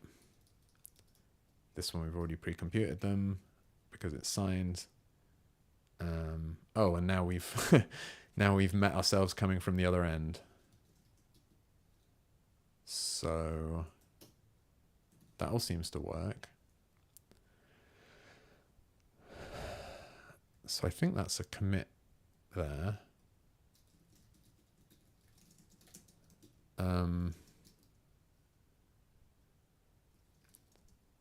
So I'm going to say separate recursive evaluation of, what is this? The I32 and I64.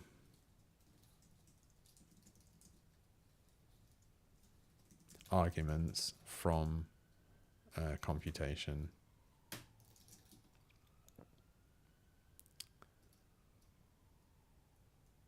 So I'm just going to say this makes it much easier to see what the instruction is actually doing separately from the plumbing required to evaluate its arguments. And now, having done that,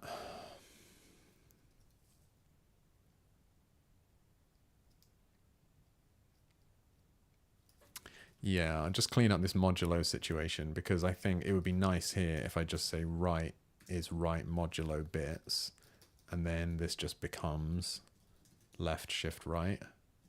Oh, shift left, you know what I mean.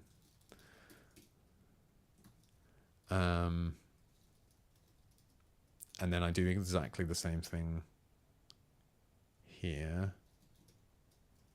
And then this just becomes left shift right.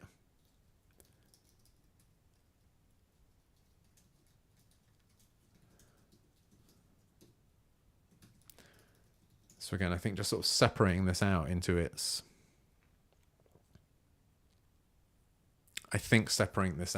component pieces kind of makes it a little bit easier to understand. So this thing is like,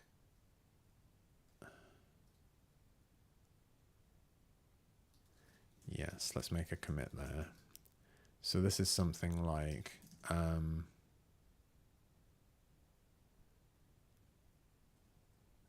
take modulo of shift distance before shifting in all shift instructions. So I'll say this is already what we do in rotate left and rotate right. So let's do it everywhere. Let's do it in other shift instructions too. Now I think I've done this, separate recursive evaluation from actual computation. This make cases more alike was just a sort of very vague idea. But here I can see that one way of doing it is that I'm calling these value and distance rather than left and right, and I don't see any good reason for that. I mean, I know it's maybe a little bit clearer to give them names, but I haven't done that anywhere else. And in general, I think it's going to be difficult to come up with expressive names for all of these instructions without it getting confusing. So I think maybe it's better to be consistent here and say, instead of value, we always say left. And instead of distance, we always say right.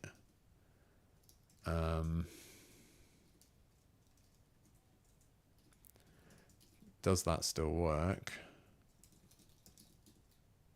Apparently so.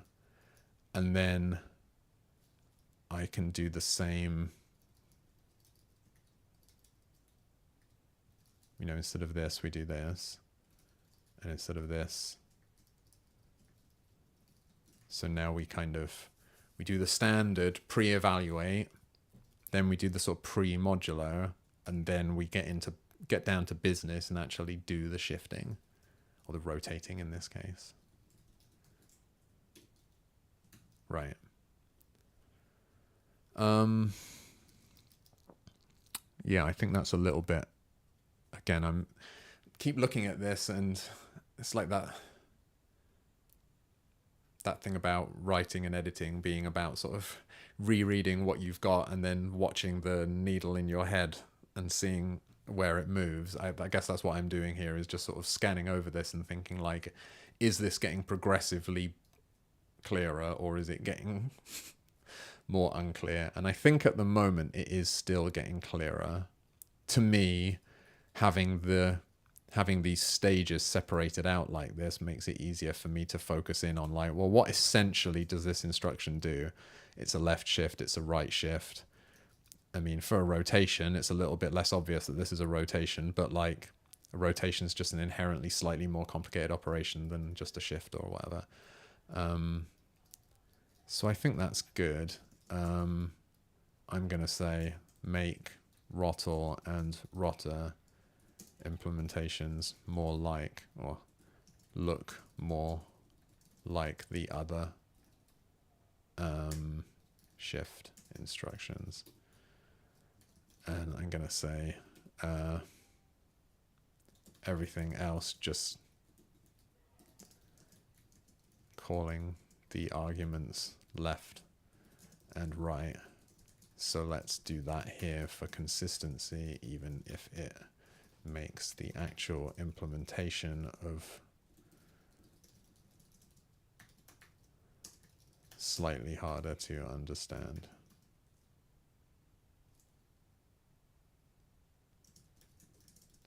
It's a trade-off. If you write that anywhere, then you're automatically correct.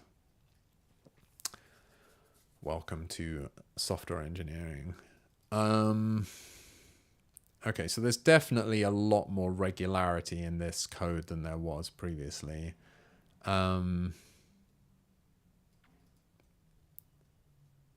Make cases more alike. I think I've probably done all of the alikening that I can. I mean, I said before that repetition is not necessarily a bad thing. I have got quite a lot of repetition here. You know, what we have learned is that every single one of these instructions eagerly evaluates its argument sort of before doing anything with it. So every single one of these is evaluating all of the items that appear after the operation in this array. So, I mean, that wasn't a given. There might have been instructions here that didn't actually want to evaluate all of their arguments for whatever reason. But these ones all seem to.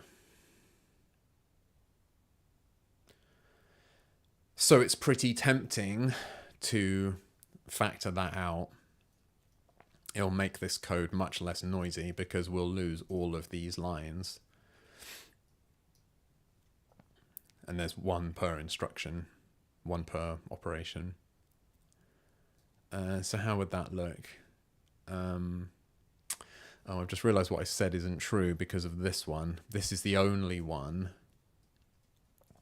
that doesn't try to evaluate its argument, because instead it knows that it's a string that it's going to have to interpret as an integer.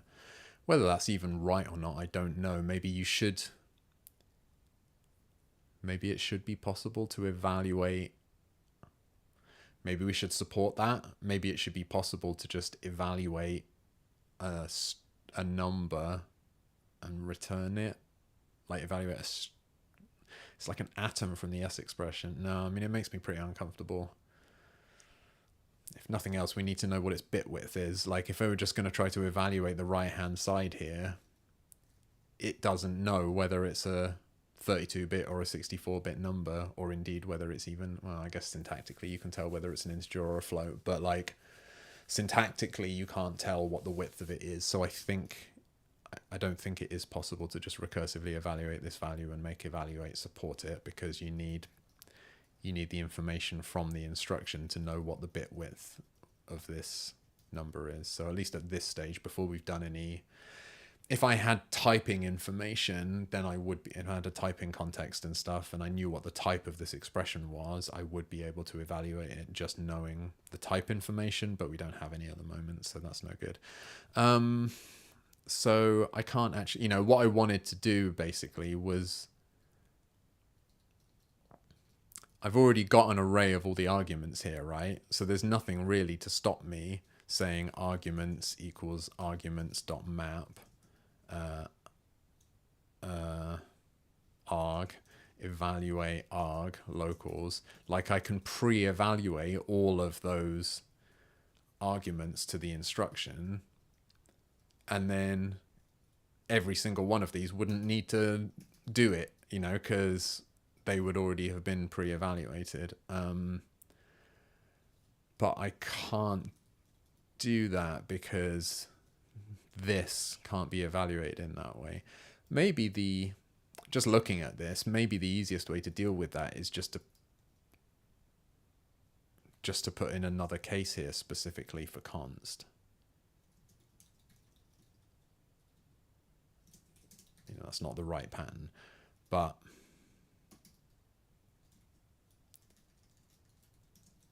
if I can sort of move it up there,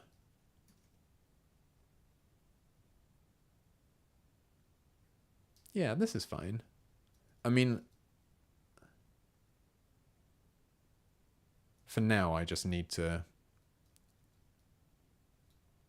need to copy this line of code. I'm just going to need to, this can be either i32.const or i64.const. And again, here, where there's like a very small finite number of possibilities, I'm quite happy to just type them out for the sake of avoiding having another regular expression for people to read. So here, instead of the type, it's the instruction slice. So I've just sort of moved that case out.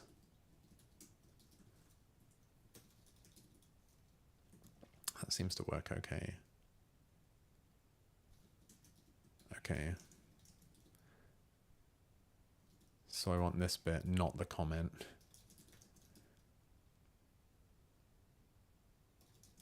So I'm going to say move i32 const and i64 const out of general integer instruction case.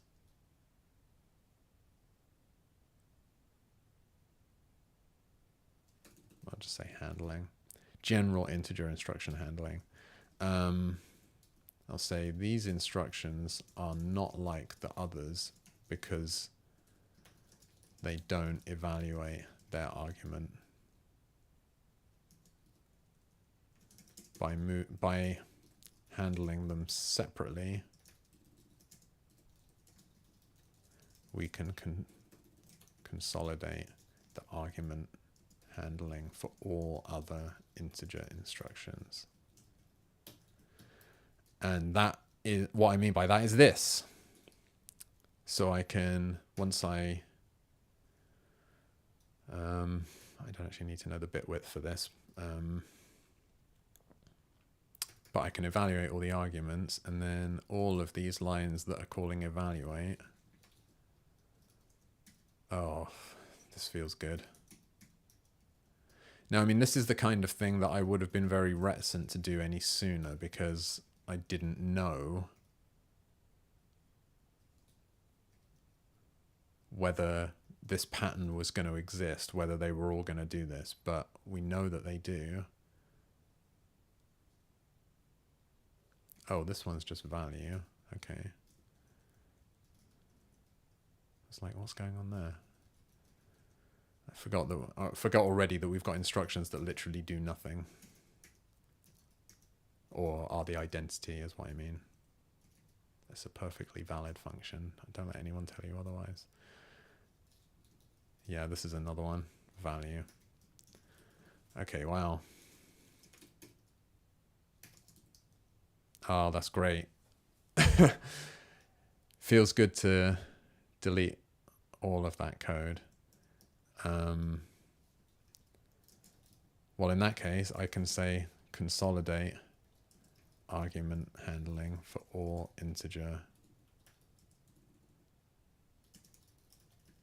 Well, that's, I typed that because that's what I said here, but I can be more specific than that.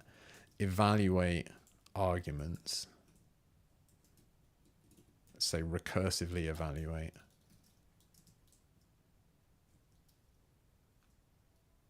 Night, Phil. Thanks for dropping by.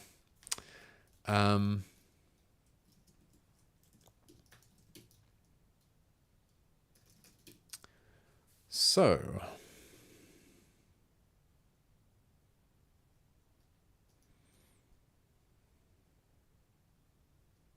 all right. So that has cleaned that up quite nicely.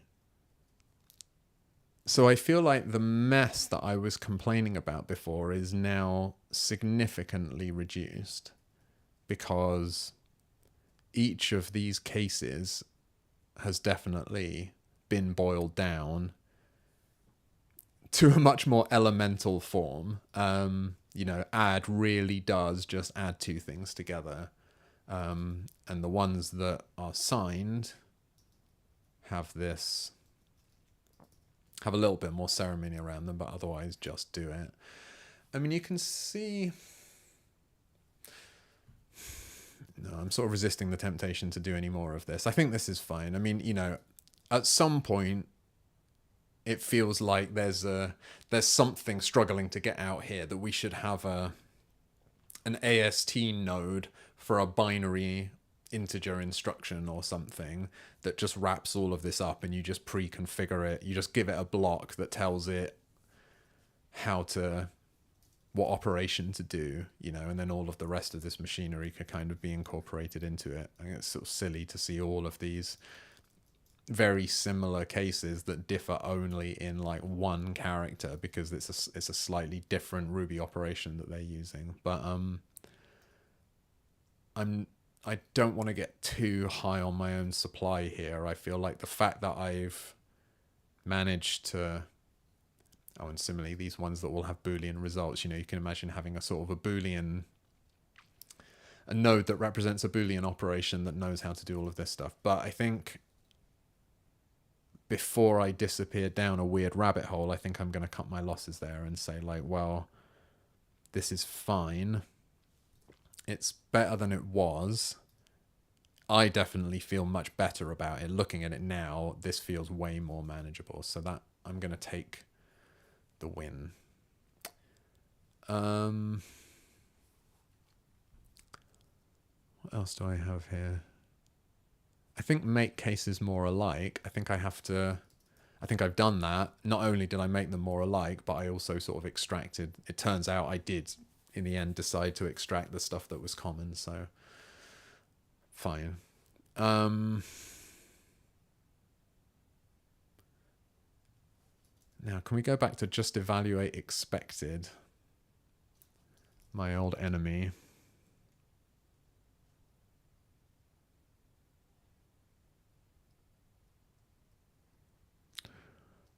What the heck is going on here?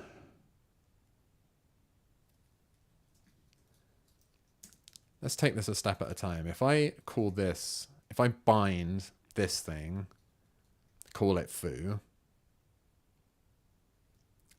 I compute the expected value here, puts expected value,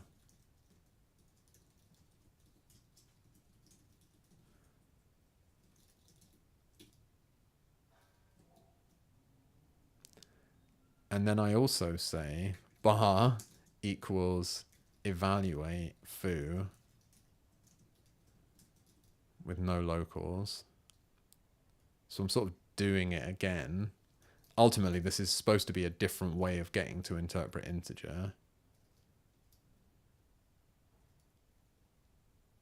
Puts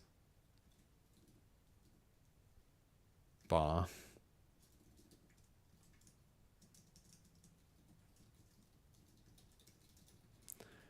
Under what circumstances could that ever be different?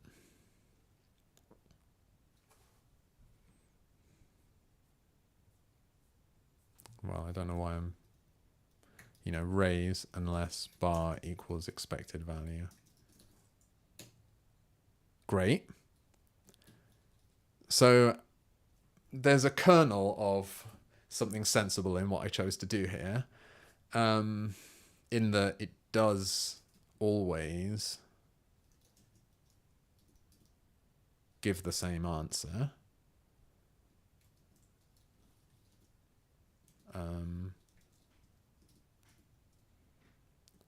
So that's fine as far as it goes. So was there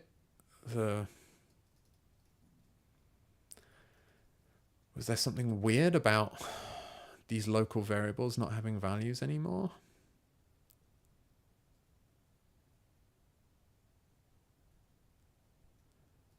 Let's see how far this can go. So what happens if I don't call interpret integer? Is that a problem? If I say expected value equals evaluate foo locals,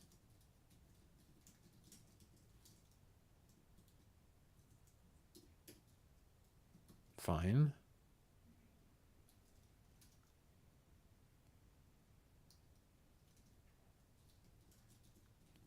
So I don't need any of that. So I've sort of achieved what I wanted.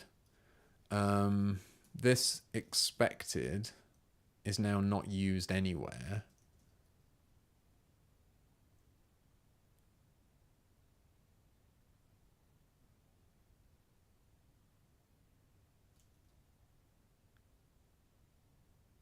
So I can make that blank and call this expected, and then evaluate expected. Fine. That's all okay. Now bits is not used anywhere, so I can lose that. Fine. I mean, it feels like I'm almost at what I tried to do before now. Okay, so instruction is not being used anymore, so I can just get rid of that. Fine.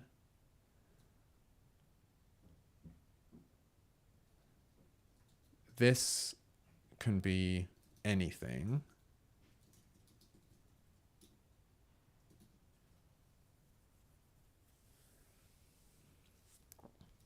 So the final step is to just do that, because I think that's what I had before.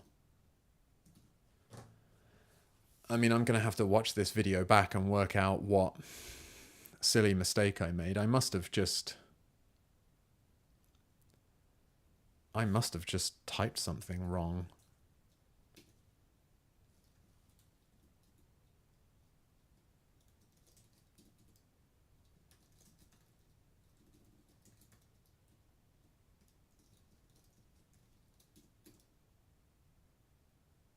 Oh, int literals. This was where the problem was. So maybe I should have not been so...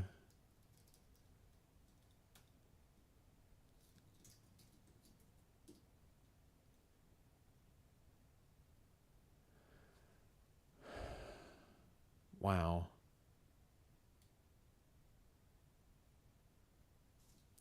So when does that breakage begin?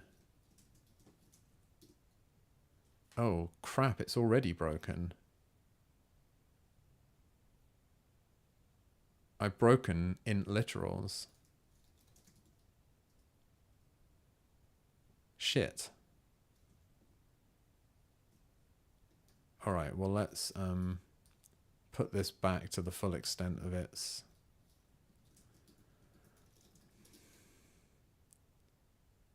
Okay, shit, when did I break this?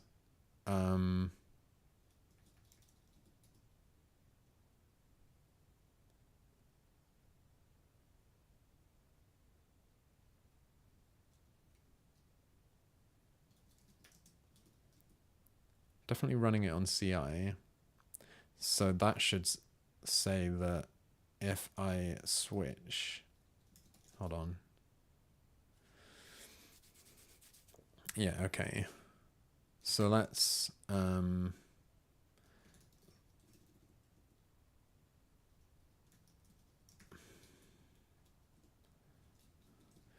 if I switch to that one, should definitely be good. Yes. So let's say get bisect good. Yes, I would like to start a bisect.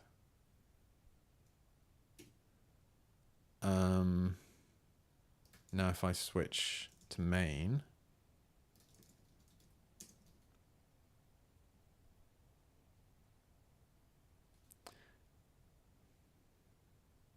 then can I just use get bisect exec? Because hopefully it will be able to tell that this commit is bad. Run, sorry.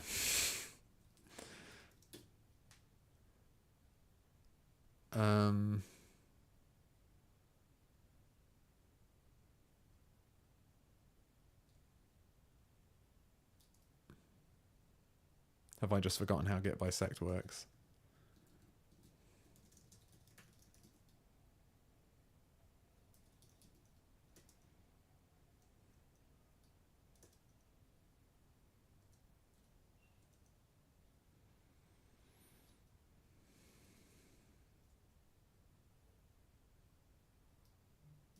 Maybe this shouldn't be a string.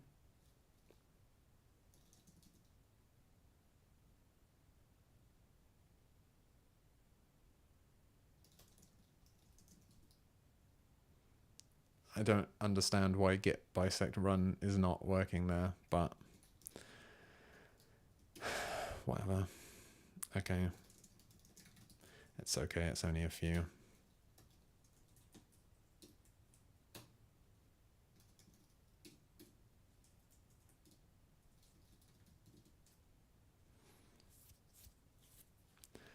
Okay, it was this point. This was when I broke it. Move i32 const and i64 const out of general integer instruction handling.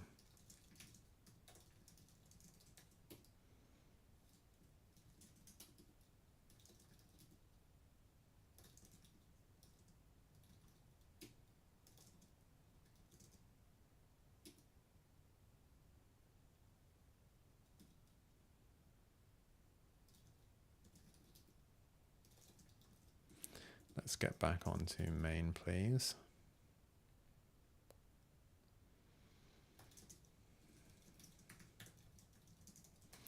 Okay. So it was only very recently that I broke this.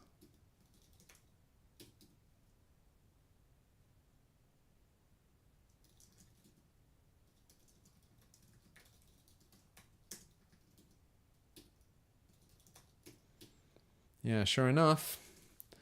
So this change...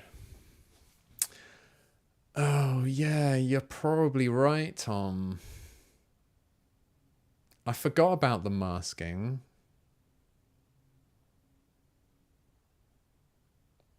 Yeah, I think you're right. So there must be a test in that integer literals where that's providing a literal that's too wide. Right?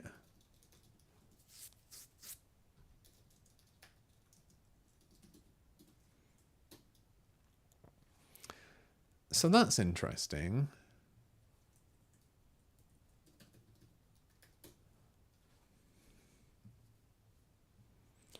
So what is this? 1, 2, 3, 4, 5, 6, 7, 8.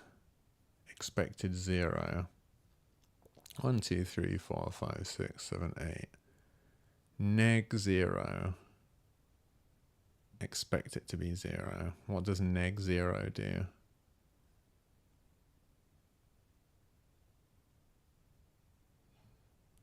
Um,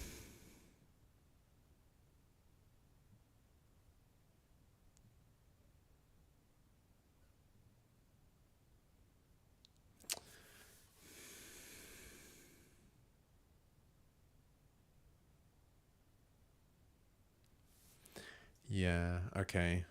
Yes. Yes. Okay, it's coming back to me now. It was specifically that we put the masking in to interpret integer specifically to deal with -0. And you, Tom, you're totally right. This now no longer has any masking, and so -0 has broken. So yes, that is exactly what's wrong with it. Wow. Well spotted, thank you. So, well, which then goes back to the question of should we be... Now this is the only place where interpret integer gets called.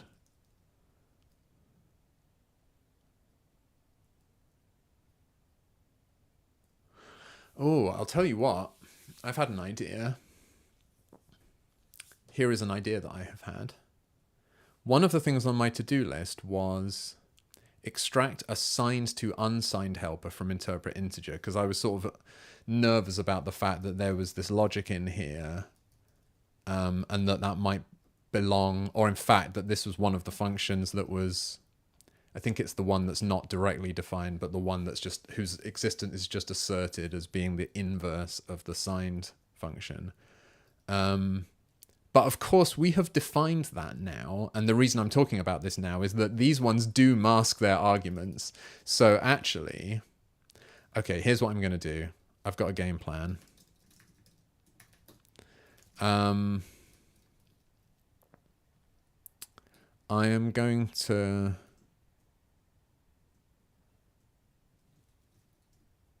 rebase us. I'm going to stop before the problematic commit, because I reckon that if I refactor this to use the unsigned helper, then that might fix my problem, he says, hopefully.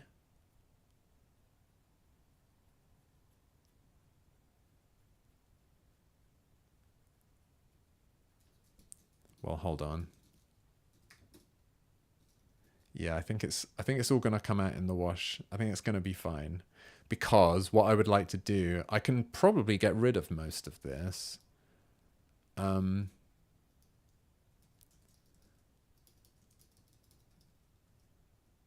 Because this can probably just be signed. Or maybe I'll just say number. I'm not sure what to call this. Value. That's sufficiently non-committal. Because 2i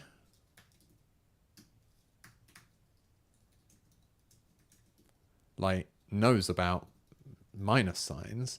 So if I actually just get a signed value out of string to integer here, then I can just call unsigned value bits. And then if it was a negative number, then that will pass it through this. It will go this way through the code. It'll go through that code path, which is the same as this. I know this looks like this is a subtraction, but this addition here is only happening in the case where this is a negative number. So it's effectively, this is like a subtraction. This is like subtracting the magnitude of this number from size, which is what we were doing down here. That one shifted bits is size. So I think we should just be able to do this.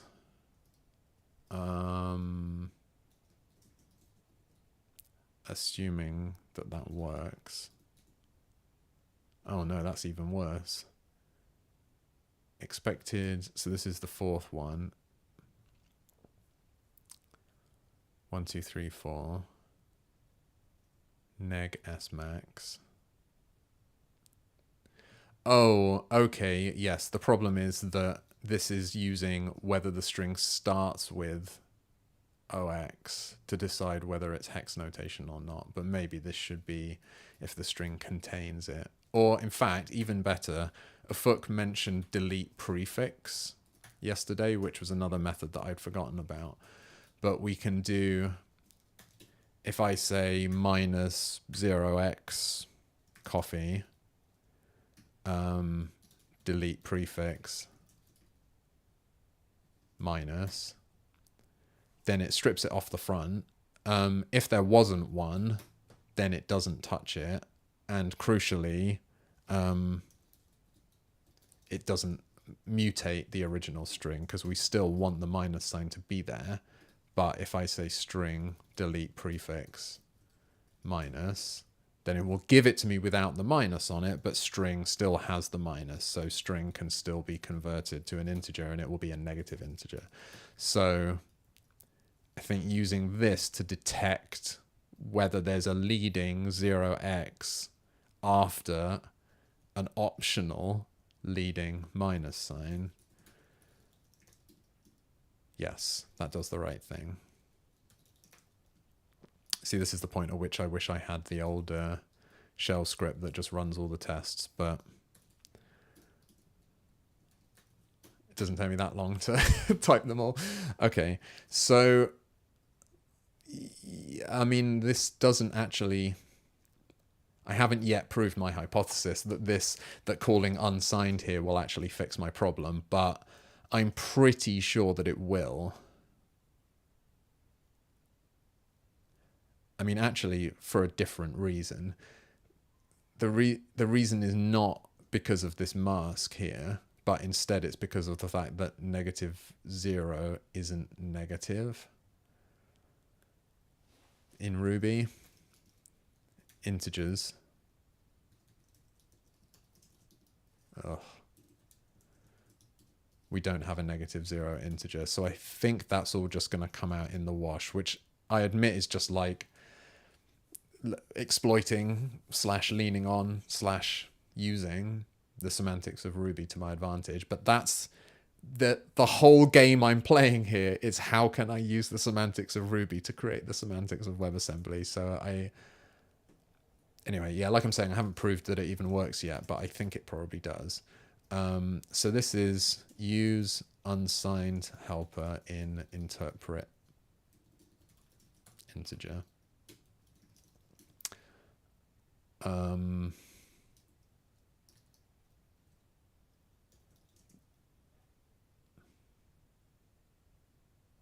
The code here was just repeating what we've already implemented in unsigned. Oh.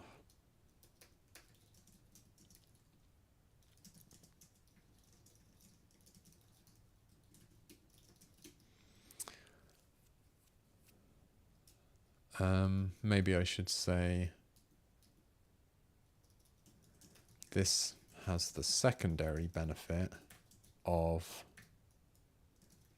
being able to rely upon the call to mask inside the unsigned helper, which will be helpful in the next commit. Okay, so now I should have said that I want to edit this next one because I do. Okay, so now that I've made that change, does this work? Yes, great.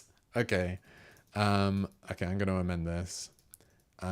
Note that this has removed the call to mask around the result of the interpret.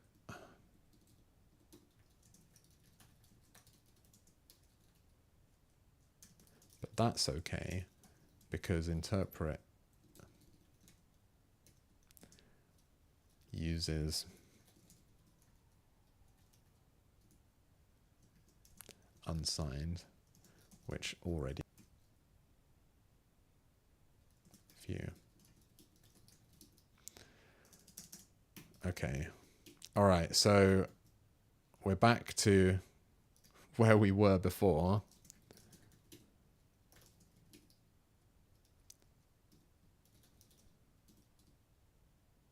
Is everything going fine and dandy? And then I took this apart piece by piece, didn't I? So I said,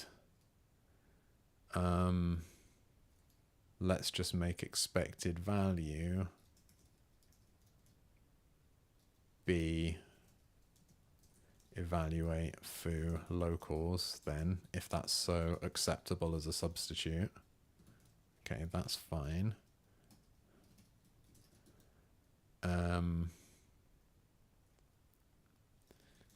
That means we're no longer using expected. That's fine. That means that now we can call foo expected. Fine. That means that we're not using bits anymore. Fine. That means we don't need the instruction anymore. Fine. Are we still good on the I32 front? Yes. Are we still good on the integer expressions front? Yes. Okay. So that means we don't care what this instruction is anymore.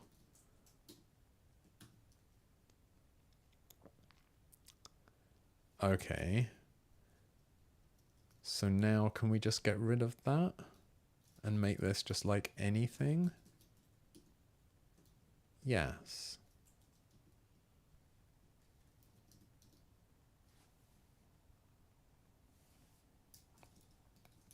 Fine.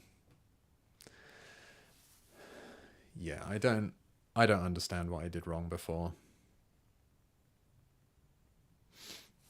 I will have fun watching that back and figuring out exactly which part of my brain was failing to engage to understand the problem last time. So this is evaluate expected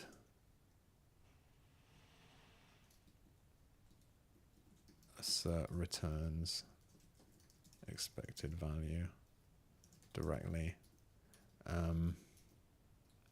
This is ultimately just a different way of calling interpret integer,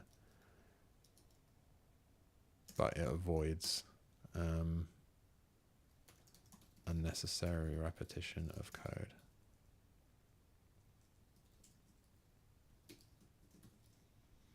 And it's not the code being repeated that's the problem, really. It's the concept being repeated. Like, I think this feels a little bit more what you'd expect. You know, this expected here is just some expression. Maybe I can unwrap this line again now, because the only reason it was wrapped like that was because it was so long. I suppose that's a secondary benefit.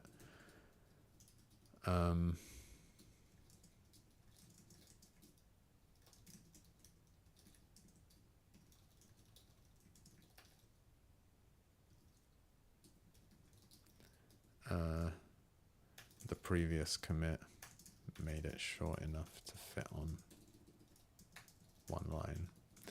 The reason I didn't do that as part of the previous commit is that I think this makes it easier to see the change, and then completely explicit about the fact that we're just doing a sort of just a syntactic maneuver there to wrap the line.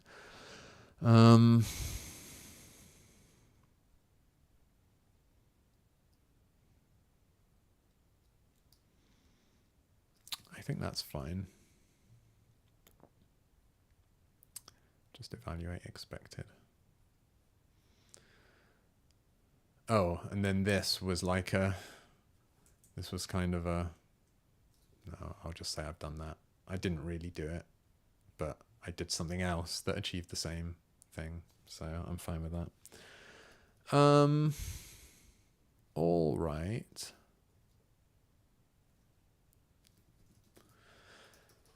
So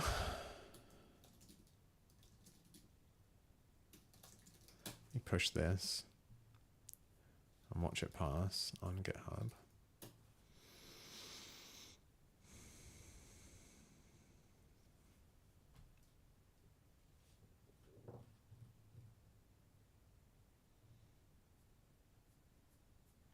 All right, that looks good. All right. I'm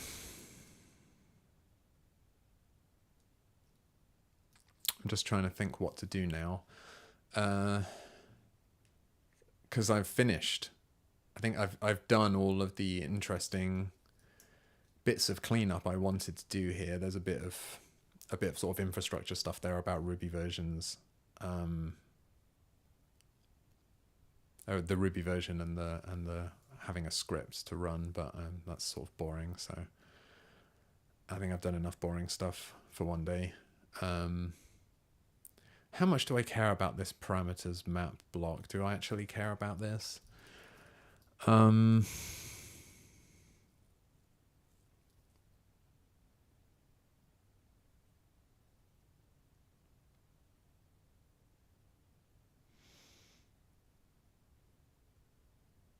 don't think I do. I don't think I care enough about this, even though having a block local is like a little bit surprising. I just sort of think extracting a method just to do this incredibly specialized thing feels like it's confusing behavior. So I think I'm just gonna, I'll put won't fix in there. I've decided not to fix that one. And then the Ruby version, and having a Ruby version file and having a script to run the tests, I'll sort that out later. So I guess the real question is, do I want to start making, do I want to make a start on floats basically? Let's have a look. Is it F32? F32 and F64 are the ones we care about. Oh no, sorry, it was float literals. This is the one with the actual operations in it. Not a number.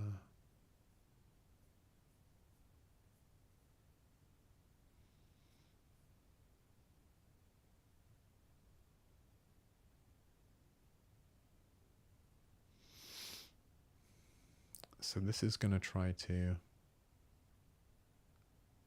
So I'm just thinking we're going to need to implement f32.const, which is basically, slightly terrifyingly, this is like the float parser, as far as we're concerned.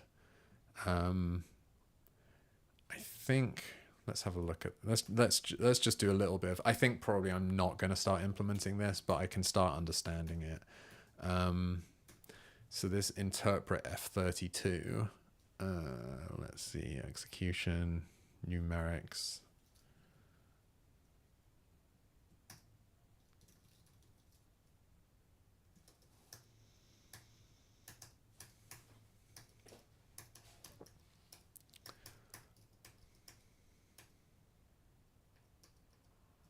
So just like a float section.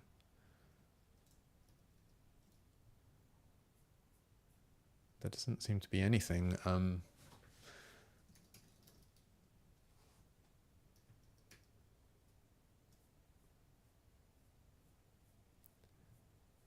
Like this is all integer operations. Oh no, hold on. Here are all the floating point operations.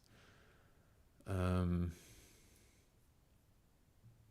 forgot what I was looking for. Reinterpret i32.reinterpret f32.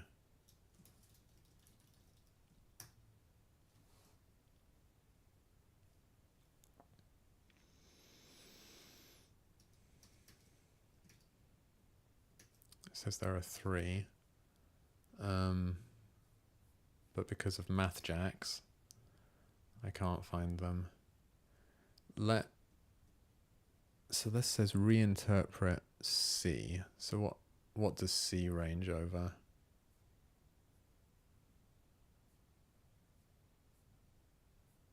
Oh, God.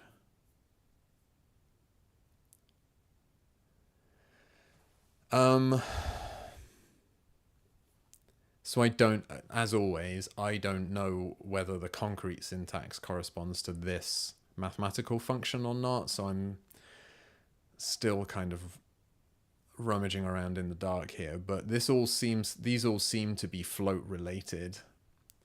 I don't know if conversions here, like I don't know. There's no. Is there a table of contents for this thing? No. So I don't know. I don't know what part of the document I'm in, but I think maybe I'm in the floats part of the document. And here, reinterpret says, let D star be the bit sequence, bits of C. So if C was a float, then this would mean make D star be the sequence of bits in the representation of this float. And then it says return the constant C prime for which bits of C prime is equal to that bit sequence. So essentially this is saying, give me, and it's sort of indexed by these bits functions are indexed by types. So this is saying, okay, right. So this is saying if we're trying to reinterpret F32 at I32, it's saying let D star be the bit sequence that is the interpretation of at F32 of this number. So if this floating point number, give me all the bits that are its representation as a 32-bit float, and then give me the I32, the bits of the I32 number. Oh no, give me the I32 value whose bit representation at that type is the same as the bits that you got from the float. So that's a very tortured way of saying this is just giving us the raw representation of the float, I guess, giving us the bits of the float in a 32-bit integer. And I know how to do that in Ruby, so that might be doable. I mean, maybe I could get this very first one. Maybe I could try to get this very first one working, although I've already got the fear a little bit because I can see that they're looking for a specific representation of not a number. And I don't, given that Ruby can't even divide numbers in a way that satisfies the WebAssembly spec, I think the chances of Mats having chosen the same representation of not a number as the WebAssembly specification the chances are pretty slim, I think. Well, let's have let's just have a quick look in IRB about like how one might go about this. I mentioned Pack the other day, which allows you to sort of convert between values and bitwise representations of those values. And what I mean by that is that you can take a 32-bit number and then pack that into a string where the string is really not being used as a string, it's being used as a buffer of bytes, but Ruby doesn't have a byte buffer type, so we just use string. So I showed this the other day. Like, so if we want to see what the representation of a 32-bit number is as a sequence of bytes, then the integer, the directive for that is L. So that means I can say pack the number 1, 2, 3, 4, 5, and then that's going to give me, this looks like a 4-byte string, and so these bytes here are showing you what the representation of this is as a 32-bit number. Obviously this isn't super readable, but you know, if you needed to send this across the network as part of a network packet or something, then this is what you would need. So what I can do actually is I can just, maybe this would be a good point to leave it at, right? Is to figure out, is this actually going to work? Are we expecting, because what this assertion is saying is, I want to read a not a number value, which is just a special kind of float. You can make, Ruby's got it. So this, I suppose I'll, probably next time I'll talk a little bit about floating point numbers for anyone who's not familiar with them. But essentially this is, this is a way of representing numbers that aren't whole numbers. They're representing a number like 1.5 or pi or whatever. And there's unlike with the integers, there's a special value that represents, well, not a number, as you can see. So I think, do we get this back from division by 0? Oh no, we get infinity from division by 0. How do you get not a number? The only way I can immediately think of is to take a really, to take the largest possible floating point number and then like try to multiply it by, oh no, then you get infinity. What's the best way to get not a number? Anyway, that's not important. Sorry, I'm getting distracted. Although it is bothering me that I've got a brain freeze about like an easy way to produce a not a number. But anyway, the point I wanted to make is, this is just one of the floating point numbers you can get, and obviously it doesn't represent any particular number. It just represents sort of the absence of a number, or it's like an error, if you like. So we can represent that, and we could implement this f32.const instruction so that when it sees the string nan, we get this Ruby nan. That's great. And then this is asking us to reinterpret that as a 32-bit number, and then it's expecting that 32-bit number to be this 32-bit number. Now, yeah, I don't have the energy to talk about the details of exactly how IEEE 764 floats work, but very briefly, the 32-bit or 64-bit representation of a floating point number, if it's not a number value, a huge amount of that is not actually used. Like, you just need to set the exponent correctly, because the representation of the floating point number is, there's a sign bit, there's a certain number of exponent bits, so I think it's 8 or 11 of them, depending on whether it's a 32-bit or a 64-bit number, and then the rest of them, the majority of the bits in the 32 or the 64-bit representation is used to store, well, for a regular number, it's used to store sort of essentially the value of that number, and then the exponent is what you multiply that by to make it large or small enough to be the number that you want it to be. But you can indicate a not a number value just by setting the exponent in a certain way. And then if you set the exponent in a certain way that indicates it's not a number, you've got all the rest of those bits left over. So it's sort of, I don't want to say undefined. Maybe that would be the right word, I don't know. But basically, it doesn't matter what you put in the rest of those bits. So in a 32-bit floating point number, you've got 23 bits whose value doesn't matter with respect to it being not a number, because as long as you've set the exponent to all ones, then as long as you've got something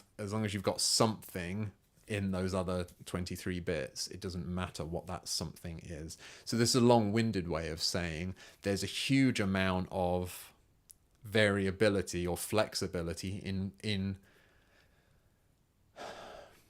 how you might choose to represent this not a number value. That's why maybe what I should have just said is that there isn't a single canonical not a number value. It's like there's actually a very large number of possible representations of not a number in IEEE floating point, and it's That's quite wasteful, but it also is giving me the willies here because it makes me think that the the the chances of me being lucky enough that Ruby is gonna have chosen, because some people like to just set the top bit of those 23 bits in a not a number value and leave all the rest of them as zeros.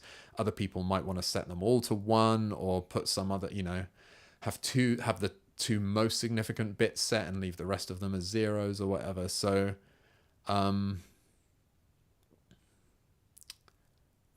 anyway, I'm being dramatic about something that I might not need to be, but I'm just saying my gut feeling is that I think it would be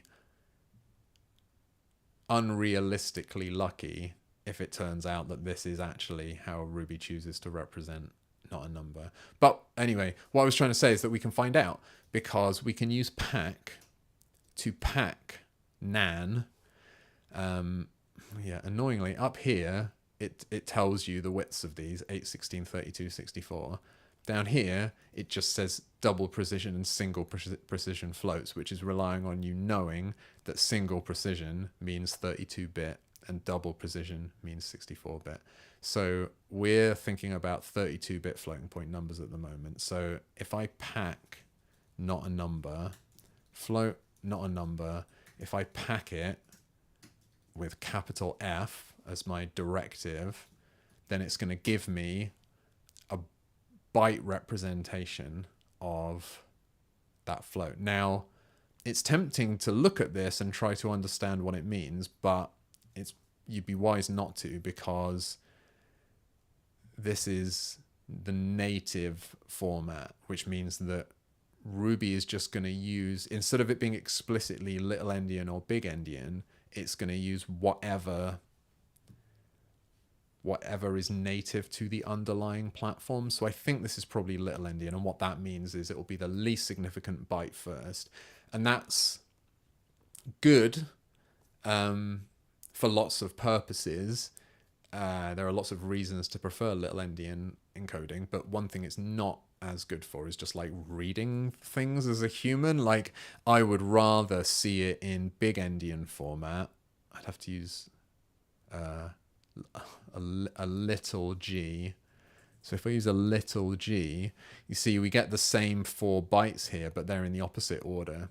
So, but this is the most significant byte now. So like this, if you're going to read this off as a 32-bit number, oh God, I can already, now that I've done this, I can already see that it's not right. But anyway, what I was going to try to say is that a far more sensible thing to do is to not worry about endianness, right? Because you'll just go mad. The thing to do is to then unpack this again using the same format into the thing that you actually want. It's a sucker's game to be eyeballing this string and trying to understand it. What you should do is say, unpack it as a 32-bit integer, please. And this L format here is using the same endianness as the big F. So we actually don't care what it is. And like, we know that it's little endian because we just saw it. But like, for the purposes of keeping your head straight, I think this is a much more sensible thing to do. It's just like, pack it, don't look at the resulting string, just unpack it and have a look at the number that you get back. So that's the number that we get back. And now we can look at that as a hexadecimal number. Z. It's because I wanted to say ZFC, which is nothing at all to do with this, apart from in an extremely tenuous way. 7FC 00000, which, as you can see, is not. Oh, it is. Wow. I was. It's because I had this window open and I read this. I thought it was 7FA. Oh my goodness. It is the same. Wow. I was not expecting that.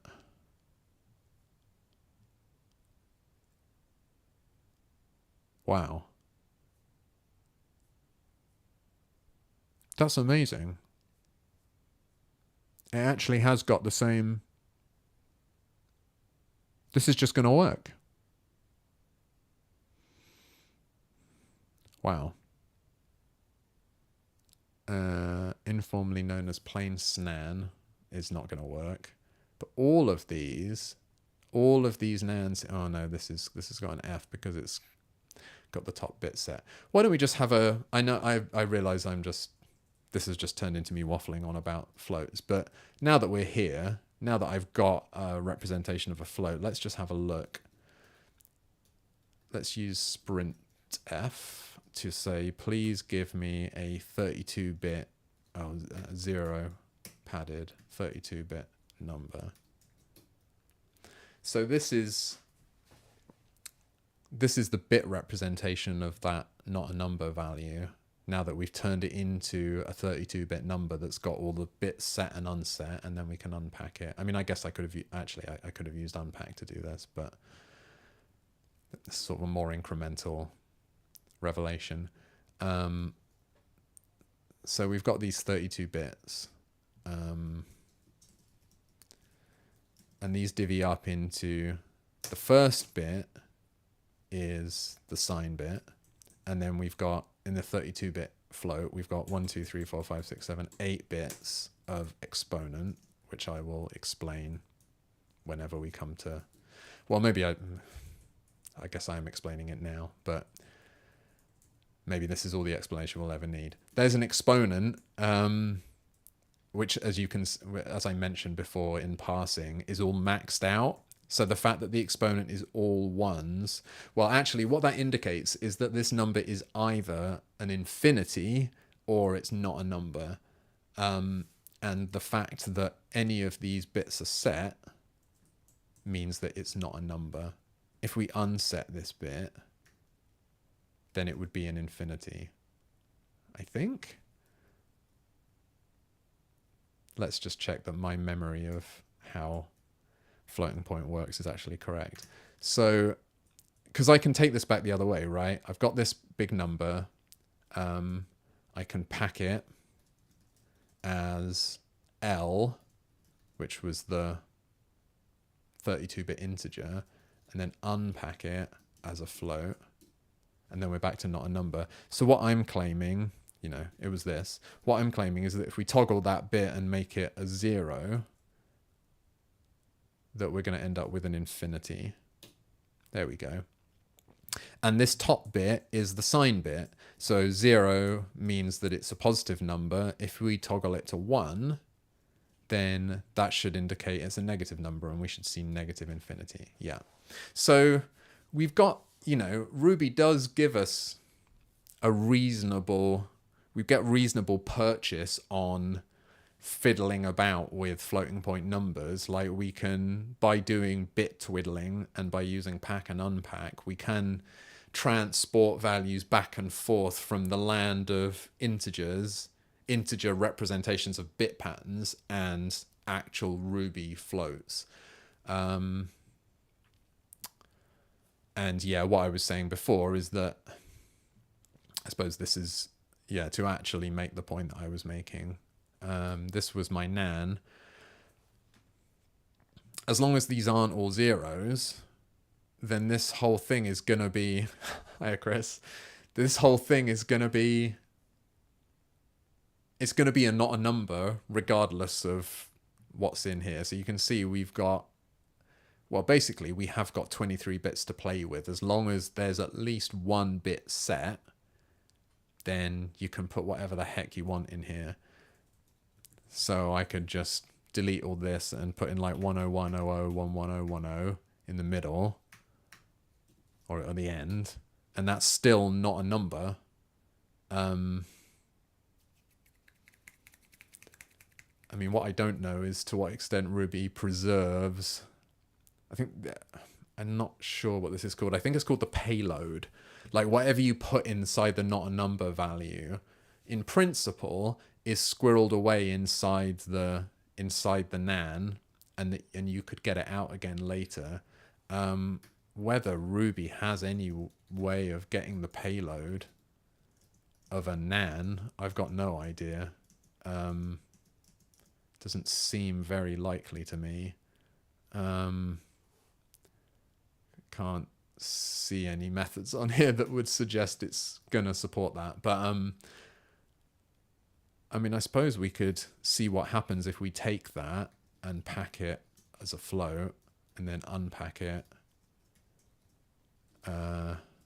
as long. Is that the same?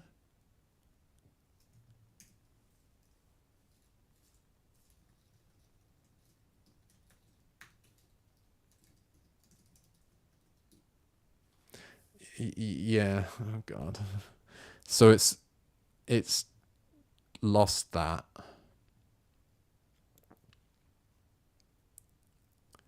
So this nan value does not carry a hidden, in Ruby, it hasn't carried a hidden payload, or at least that payload doesn't survive this transit through packing and unpacking and sprinting. I don't know. So this is one of these situations where, like, this is making my heart sink a little bit, because it's making me think, like, Ruby doesn't really expose enough. Like, I saw in here, what was it yesterday? Was it that we don't have negative nan? Yeah. Whereas I'm pretty sure that in here I can see that there's a negative nan here, and it's expecting, well, I think this bit pattern, this negative nan here is, so this one was 7FC was the one that we were looking at. Yes. Whereas if you toggle the top bit to make it a negative nan, you'll get FFC at the top here, because F is the same as 7, but just with the top bit flipped on. In a nibble, in half a byte.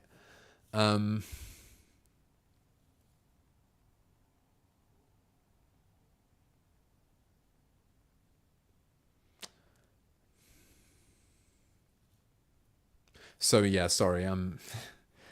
The reason I'm pausing and thinking is because I'm just trying to work out, like, how much of a problem is this going to be? And I realize I'm slightly getting ahead of myself, because I'm inventing problems that we haven't actually encountered yet. But just superficially thinking about this, I'm a little bit worried that this is not going to be as simple as just parsing. I mean, Ruby doesn't know how to, you can't just say nan to F like that. It doesn't know this syntax. So we'd have to parse this ourselves, and that's fine. We're going to have to write a parser anyway. I mean, I'm slightly fearful of some of the syntax I'm seeing here. This is the C99 hex notation for oh no, this isn't. Where did I see it when I was looking through this? Oh no, this is it. I'm sorry, I'm confused. I just saw all these decimal numbers here, and I was like, oh no. But yes, it is. This is C99 hex notation for floating point, which Ruby definitely doesn't know how to parse. Well, he says, but I'm pretty sure it doesn't. Yeah, it doesn't know what to do with that. So we're going to have to write a little parser for the syntax of floats to support hex notation, support this nan notation. I don't know what if I was going to guess, I would say that this is the payload of the nan, that they're really leaning into the idea of putting, looking at this, all ones nan. This is, if the payload of the nan was 7FFFFF, then that would correspond to setting all of these bits to 1, right? So, but not only are we going to need to write a parser for this, we're going to have to find a way to, if not for this one, the default nan seems to miraculously have the same representation, which is amazing. But for things like negative nan informally known as plain SNAN. I think this is signaling NAN, which is another thing that we can, well, which I probably won't talk about, but that's just if you've got a particular bit set in these 23 bits that you've got to play with. All ones NAN, MISC NAN. So this looks like MISC NAN has just got a sort of arbitrary payload. Yeah, OX12345. So we're going to have to find a way to represent floats that sort of preserves. Alexa, stop. Sorry, I just got interrupted by an Amazon Echo. Yeah, basically I'm going to have to come up with a representation of floating point numbers. That's the point. Just by looking at this test and knowing what little I know about Ruby and floating point, I am getting a bad feeling. I mean, maybe I could sort of skip all of the NAN tests, because everything that's not a NAN might be okay. And we've established that Ruby does have -0, so that should work right. And maybe some of the rest of this stuff. So I might be being melodramatic about this, because it could just be that it's the NAN values, and then I could just, we can have whatever representation we want. We could just come up with could make a class to represent NAN, and it could have a payload inside it and stuff like that. And so, and it could have a sign. We've already demonstrated that, in fact, I haven't demonstrated this, but hopefully, well, I sort of did demonstrate it here. We can put whatever we want in the payload of a NAN. Well, what I mean by that is if we were storing the payload explicitly in some kind of user-defined NAN representation, then if we're asked to reinterpret that NAN as a 32-bit integer, then we know how to do that. We know how to whack in that payload in the appropriate place. I've showed you what the binary encoding of a not a number value is in IEEE 764 floating point. So we could just assemble the bits ourselves if we needed to. So that's not fundamentally a problem. And so maybe that would be okay.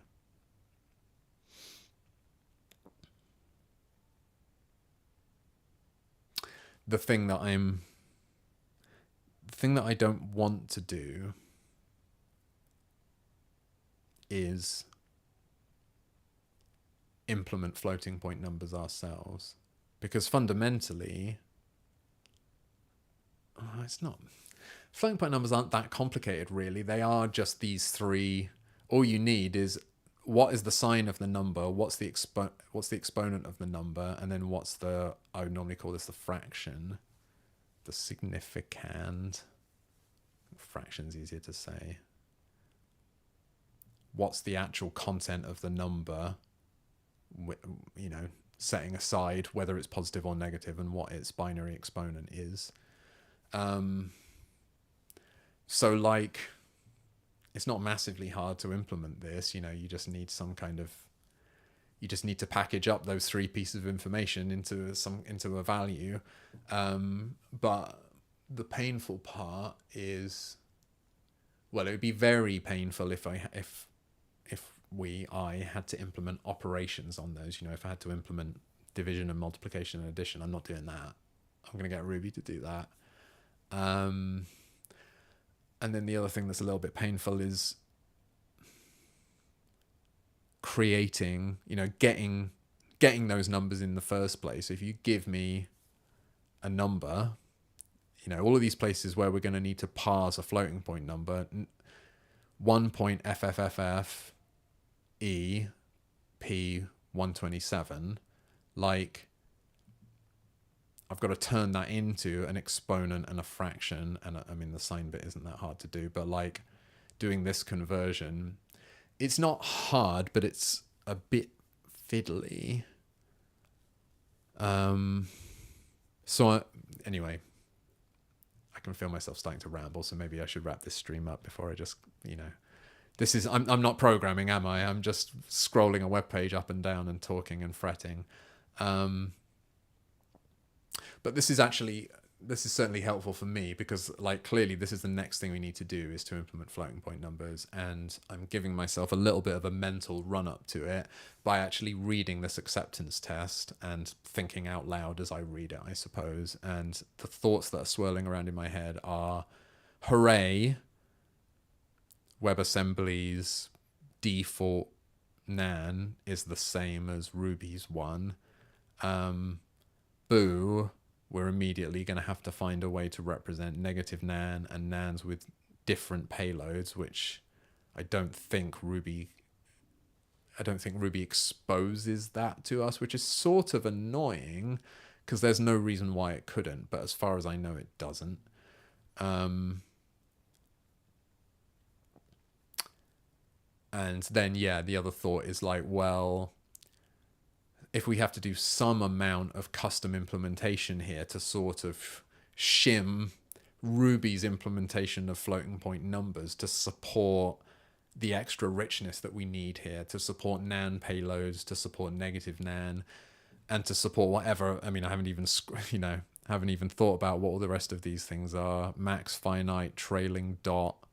I mean, that might just be trailing dot is just, that's just syntax. Okay, that's fine. But nonetheless, like, who knows what other weird stuff there is in here. And I assume that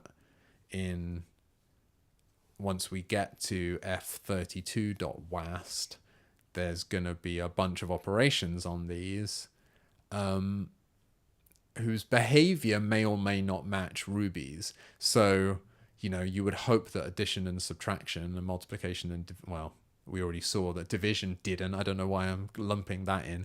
Addition and subtraction, hopefully Ruby's implementation is going to do what these tests expect.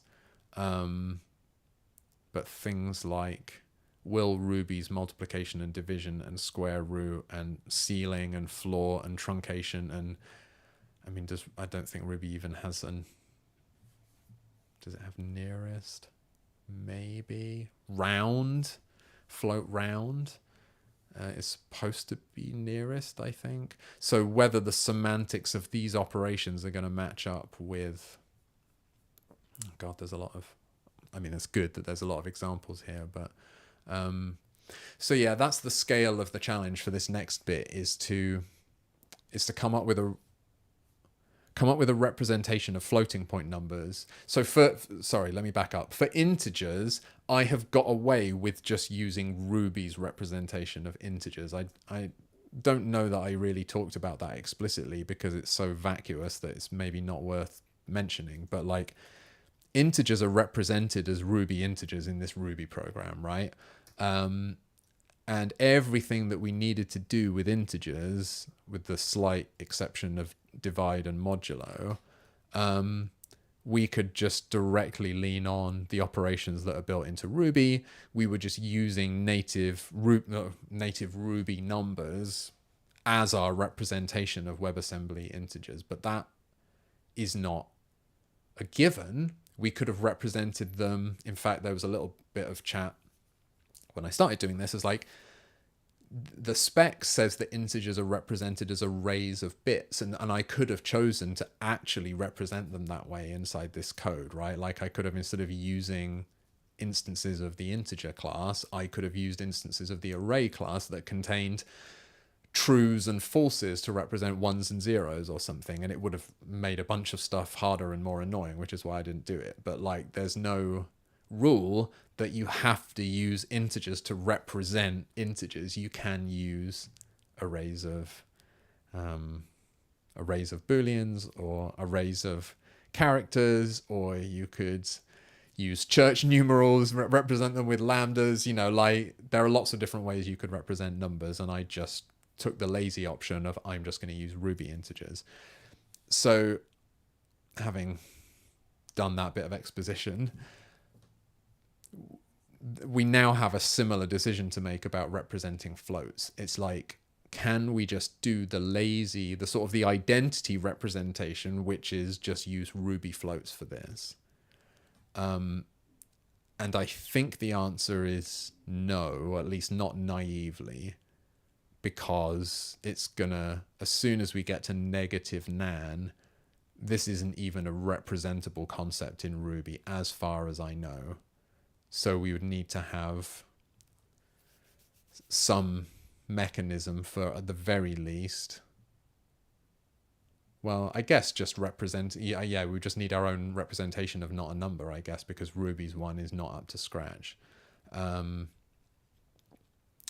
there's going to have to be some amount of custom representation here, but how much? You know, am I going to be able to just use standard Ruby floats for, you know, we do have positive and negative infinity in Ruby.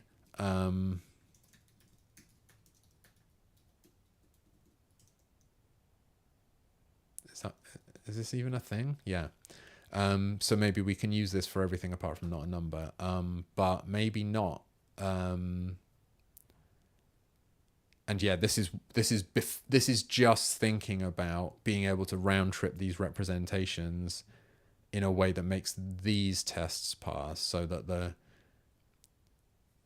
representation that we use for floats is able to be sort of serialized as a 32-bit number in a way that makes these tests pass. So this is going to be the first part of the challenge.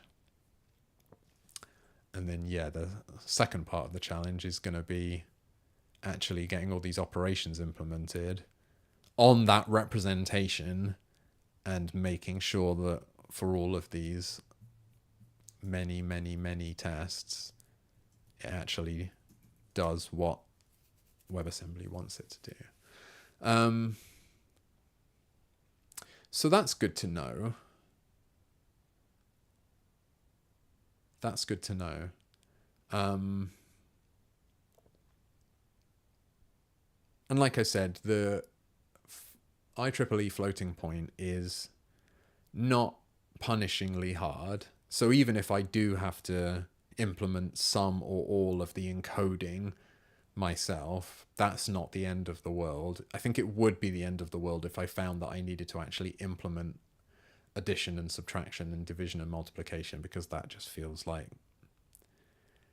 the purpose of this stream project was not to spend, 6 months of my life implementing a pure Ruby floating point number library, and I'm almost certain that there's a gem that I could install that would do that. So if it comes to that, maybe that's the time at which I have to give up on my no dependencies principle, because I don't think I could survive implementing all of the standard operations on IEEE floating point numbers. But if I can get away with doing some subset of that work, either just having one end of the spectrum, custom representation of only nan and everything else is just a Ruby float. Other end of the spectrum, everything's a custom representation. I represent every float as an array of bits, or as a sort of a triple of sign and exponent and fraction. I think anything on that spectrum is sort of achievable, and I don't mind doing it. So